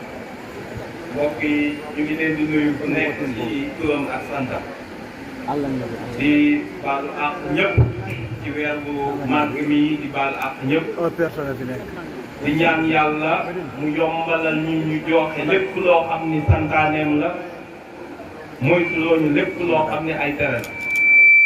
di dugg ci koor geeg bismillahi rahmaani rahim jeexal ko ci alhamdulilahi rabbil alamin di profité ci occasion bu mag bi di jaal ak di fàttaliku les patriotes yi nga xam ni heure bii fekk na leen ci barsax te ñu nekkoon ci combat bi te waa Touba paye ci un prix très très lourd yàlla na leen yàlla jéggal yërëm de maa ngi rafetlu di remercier la JPS ak féliciter la JPS de Touba ak le président sëñ Cheikh Thioro Mbacké di ko nuyu di jël nuyu yëpp di ko teg ci loxoom di nuyu le premier vice-président l'honorable député Ismaïla Diallo di nuyu DG yi nga xam ne ñoo ngi fi sëñ Amdi sëñ Mouhamad Lamine Bara sëñ Koso ak le DG Ngagne Demba Touré ak Mouhamadou Bamba di nuyu conférencier bu mag bi Omar Bamba di rafetlu kàddu yu am solo yi nga xam ni rotal nañ ko fi di wax ni rek waa JPS Touba yéen a ngi sur la bonne voie parce que vous montrez encore une fois ci weeru koor que politique ànd na ak diine parce que weeru koor la mais jataay bii xoolal biñ si toogee léegi waxuñu fi lu sofaane ak lu diine di digle ak di ko sant donc mooy wane ni dynamique bi ñu nekkoon nañ ci continuer bañ a bàyyi l'espace médiatique ci ay coow ak xuloo am benn moment dañuy jëlaat politique inscrire ko sur les dynamiques sociales les dynamiques économiques foofu la ñu kenn mënu la topp ak les actions vers la communauté yi ngeen di defal mooy action d'intérêt général nee naa benn parti politique mosul concours ak Pastef ci don de sang loolu kenn mënu ko concours ak ñun mënuñu concours ak ñun ci jóg ni dañuy curé ay caniveau ndax nekkul seen ADN lu caagi ni bëgguñu ko ñoom bu ñu koy xool dañ naan lii nu mën a nekk nan ngay yëkkatee ay nit ci Sénégal joxoo leen xaalis leader bi teewul ñuy def ay action d'intérêt général te ay caméra nekkuñu loolu ADN lu Pastef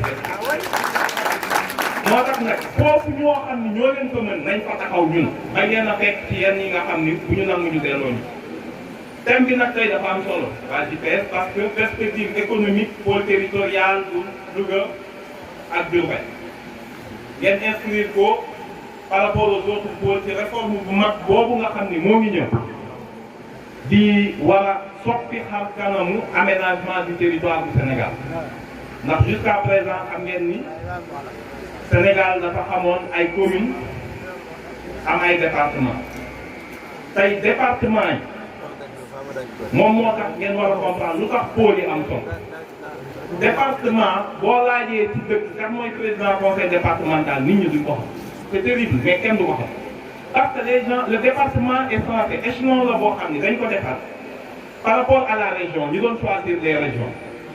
pour mu xaw a jege un peu les communes ak les populations malheureusement ñun dañoo am département yoo xam ne xamuñu sax lan mooy seen mission xamuñu sax nan lañ leen di fale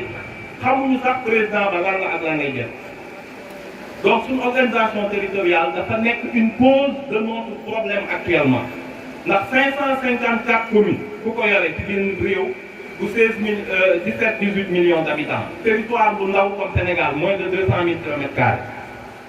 nga ba nga koy créer dara taxul lu dul naay am ay élus parce que foofu ma jox nit ñi ma àndal lu ñu téye loolu moo justifié décentralisation bi ngeen di gis parce que décentralisation lu baax la mais pas nga décentraliser ay pàcc yoo xam ni li code bi wax dañoo war a moom ndax code bi dafa ni collectivité locale lan mooy définition mooy activité boo xam ni mën naa dundal boppam te état du ko aidé loolu mooy première définition bi loolu bi ñu ko appliqué woon ñaata commune mooy def Sénégal à part Dakar ak zone yi am mine daanaka benn commune mën na fonctionner lu dul état moo leen subventionné donc loolu amul njëriñ projet bi nag bi mu ñëwee daal ni ñoom dañu indi les pôles territoires tëb nañ la régionalisation delloo si ñu dañoo jël ay régions yu bëri boole leen def leen une seule entité économique et territoriale loolu nekk lu am solo loo xam ne bis bu ñëwee moom mooy permettre développement zone bi day xëccaale bële da ngay jël ci ay zones yu dend niroo ñu boole seen i capacité def ko benn ba nga xam ni bu ñu paree ci loolu normalement kenn warul soxla jóge sa zone di dem Ndakaaru loolu dafay war a jeex dama leen jox exemple bu ndaw ci pôle Louga Diourbel bu ñu nee dañuy réhabiliter le chemin de fer Louga ak Daara ñu réhabiliter le chemin de fer Touba Daara Linguère Ranérou ak Matam na nit ñi xalaat loolu ñu ne tey benn saxaar buy daw foofu nekk suba teg nañ ay raay yoo xam ni da ngay jógee Linguère da ngay dem Touba Daara Linguère Ranérou ba Matam ñu ne la gare bi fii la nekk ci Touba xalaat leen loolu lan la mën a jur ci opportunité bu état tegoon raay bi kese sa deful dara mu bàyyi ko luñ ñu rek donc loolu moom mooy suqali ay région loolu nag pour mu nekk il faut nga boole région yi loolu moo indi le pôle Diourbel ak Louga comme yeneen pôle yi ni mu amee bu ñu ko defee un développement en pôle obligatoirement day permettre surtout sur le plan des infrastructures dëkk yi ubbeeku les possibilités mën a ñëw bugguma cee sori nag xam naa ni nit ñi xiif nañ te sonn nañ te war mu mën a jël kàddu maa ngi rafetlu invitation bi di ñaan yàlla lépp luy yiw mu sotti ko fi lu ñu wax mu jóg ñu xam ni moo ñu ko xéwale leen du dëng suñu matuwaay la asalaamaaleykum.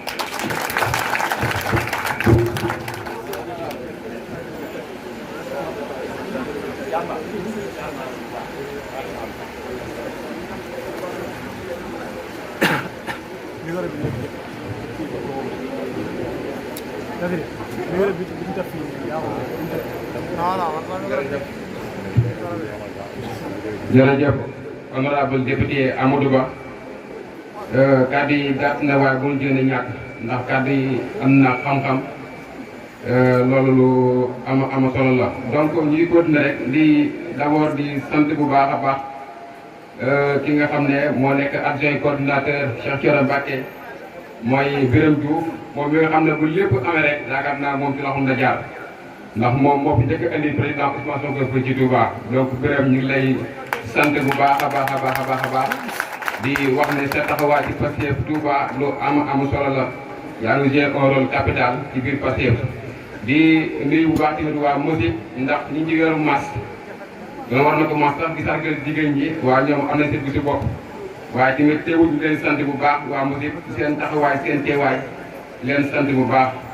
di ñëw di dugal koo xamante ni ginnaaw bi lépp amee tamit moom la ndax moom la ñu wooyee Cheikh Thioro Mbacké moom lañ bëgg a dugal nii mu jot ci ay kàddu mooy l'homme du social nekk le coordinateur de Pastef Touba ñu tàtt ko bu baax a baax honorable député Cheikh Thioro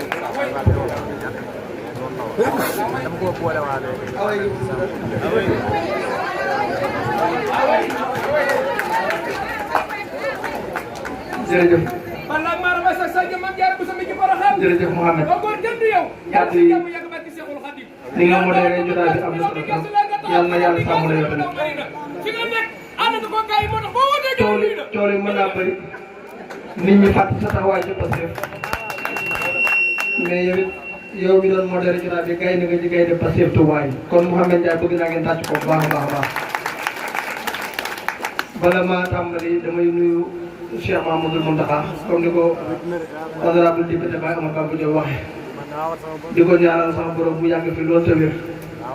di ko ñaanal kilifa diine ci réew mi yëpp ak yàgg fi njëriñ la ci lislaam mais njëriñ la ci yoonu murid yëpp ba yéene yi am liggéeyal maam ju baax di Serigne Touba suñu borom kàttanal ko mottali ko di nuyu ñi fi teew ñëpp tey nag samay kàddu du gudd kàddu sant la ak ngërëm rek la ndax jàpp naa ne bis bi bu ko CITES wootee mu rafet ñun lañ ko wootee ñun coordination Pastef Touba kon ma jaw ak waa CITES Touba yi ak waa CITES département yi ñu ngi leen sant bu baax a baax di leen gërëm ci seen organisation bu rafet bi ak seen taxawaay ak njàmbaarte gi ngeen wane depuis boobu ba léegi di nuyu maître Ngagne Demba Touré di ko jox wàccu waayam di ko ñaanal yéene yu am ci réew mi suñu borom may ko kàttan ko mot li yéene yëpp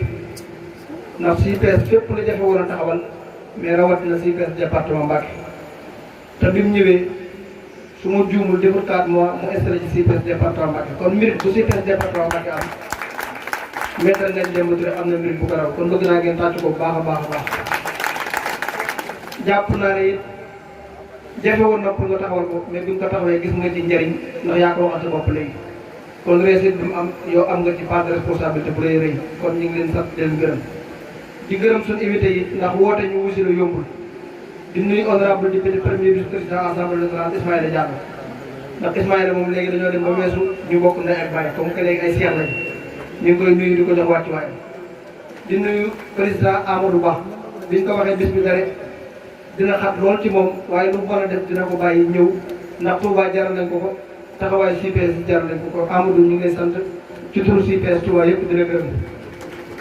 di nuyu honorable député Baye Omar Bamba Diop ndax diggante Touba ak Daaru mooy diggante Assane ak Ousseynou rek Touba Daaru la bokk Daaru ci Touba la bokk kon Pastef Touba ak Pastef Daaru Muti moom parce que benn coordination doo ko ne kon Baye Omar ñu ngi lay sant di la gërëm ci thème bu am solo bi ñu fi waxtaane di nuyu nag Cheikh Ahmadou Bamba Fall waxtaan bi am na solo lool bu ñuy def kër Touba ne ku tudd si Ahmadou Bamba moo koy waxtaane yaakaar naa loolu moom sotti ak def la kon Ahmadou Bamba ñu ngi lay sant di la gërëm ci waxtaan bu am solo bi nga def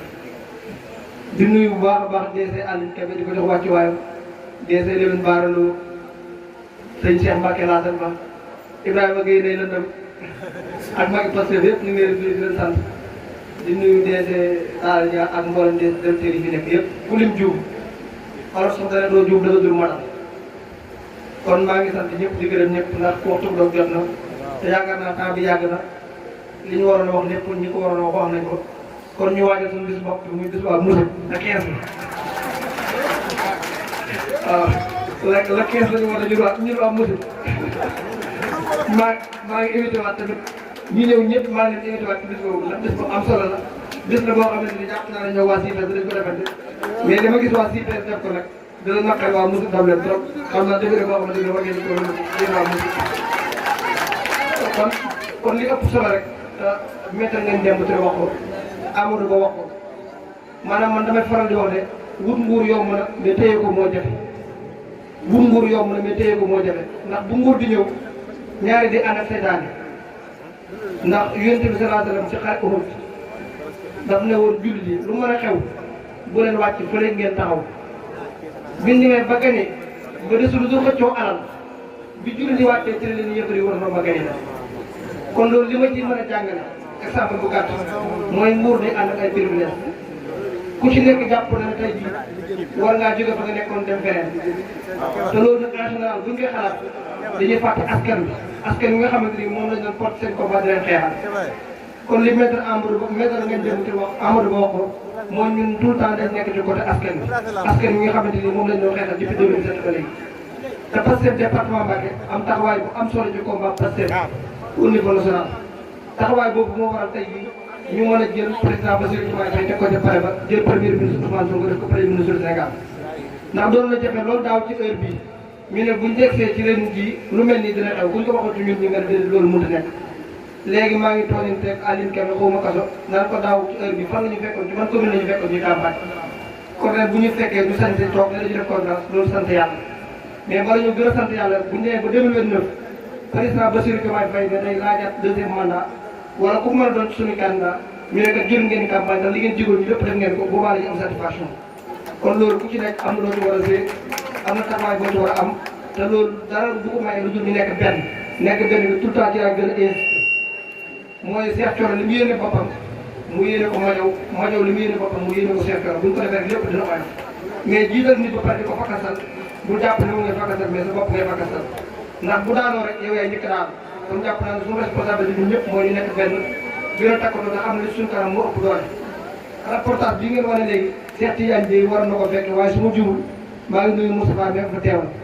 Moustapha maa ngi lay nuyu di teg sama nuyoo ci Cheikh Tidiane Dièye nga jottalee ñu ko ndax bi nawet bi jub si daaw Cheikh Tidiane dana woon nawet bi suñu nawet mais yaakaar naa nawet ren bi moom suñu nawet lay doon nuyu waa Pastef bi mu amee daaw ñoom Mansour ak waa CIPES dañ ci am liggéey bu am solo bu ci def mais dama ne Mansour ak ñoom Madiaw defaloo leen ko Cheikh Tidiane Dièye mais suñu bopp lañ ko defal ndax néewaa na Touba ak Kër Taam ñu ne Cheikh Tidiane Dièye kaay réglé ñu solution kaay réglé ñu kaay génne ñu ndox mi suñu kër li ngay wax Mansour yéen ñu doon jaay projet ana projet bi kaay leen may jox ñu machine pompe Madiaw kaay leen jox ñu machine pompe Birame kaay leen jox ñu machine pompe Amdou Moustapha kaay leen jox ñu machine pompe loolu nag boo gisee ma di ko wax kon Cheikh Tidiane Dièye ñu ngi koy lancé à l'appel action yu muy def ci Touba dugal na ci boole Pastef mais na ci boole acteur principal yi nga xam sonal nañ ci projet bi di leen impliqué ci doxalin bi ndax loolu lu am solo la ndax état bi bu essayé fii ci Touba ñun ñoo ci ëpp responsabilité Cheikh Tidiane Dièye ñun ñoo ci ëpp responsabilité Serigne Gueye Diop ñun ñoo ci ëpp responsabilité ñi nga xamante ne ànduñu war a yóbbu kon loolu li ma ci lancé après rek mooy la ma waxoon ca bisu Morab ba te man loolu laay continuer di ko wax mooy képp kuñ jox ay poste de responsabilité te boo ko woon Pastef war ngaa wéy waa Pastef képp kuñ jox ay poste de responsabilité ci gouvernement président Diomaye te boo ko woon Pastef war ngaa wéy waa Pastef kon loolu damay lancer appel Cheikh Tidiane Dièye ak ministres yi nga xamante ñu bokk ci gouvernement bi yëpp fépp fu ñu dem ci Sénégal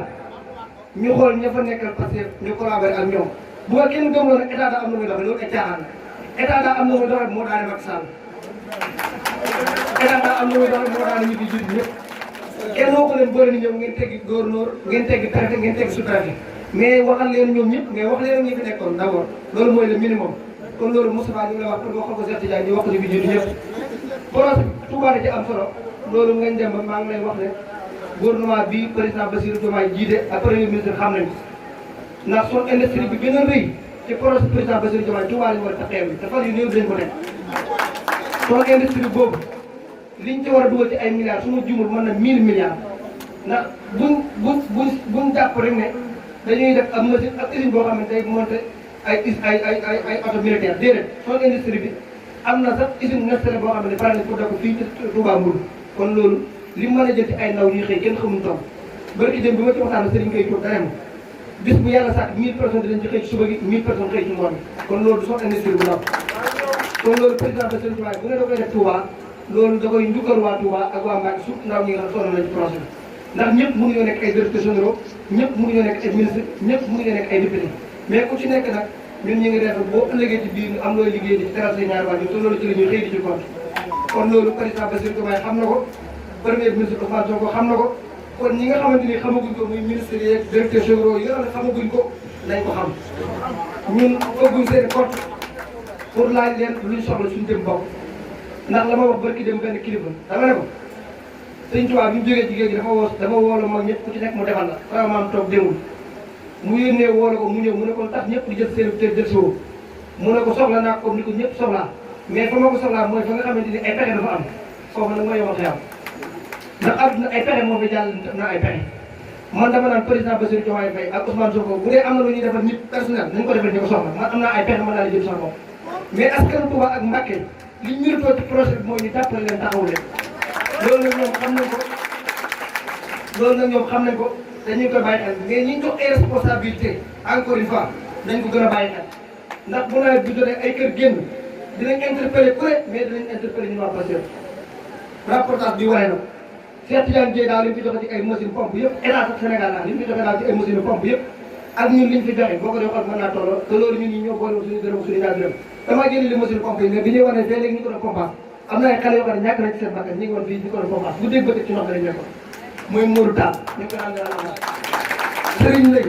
côté ñaari puno ba ngiraan neen heure bu xëyaan suba man Serigne Lay biñu ne ma moo def accident xaw ma woon te bi ma jàkkaarloo jëmul sama xel ci ndox la jëkk a dem ndox ak taaba sama xel ci loolu la jëkk a dem parce que loolu laa gën a remarqué muy dugg ci biir caniveau yi di sekkat ay nangam ak nangam xale yi yëpp ku ci nekk mën naa bañ jaar sa tur mais ci li ma la gën a remarqué mooy inondation te 90% ñoom seen i kër taawul woon mais dañoo bàyyi lépp ñëw ci ndox mi di dimbali nit ñi kon ñoom li soxla mooy le minimum mooy reconnaissance yomb na jëfewul kon loolu ñu ngi koy lancé appel monsieur le ministre Cheikh Tidiane Dièye di ko lancé appel ministre yi nga xamante ni président bu leen yebal ci département bi ñu gën a seetaat seen doxalin gën ci intérêt waa état loolu nag ay doléances yoo xam ne ñoroon na ma doon dinaa ko jàllale di wax asalaamaaleykum wa rahmatulah ci weeru koor la nekk weeru jàmm jërëjëf.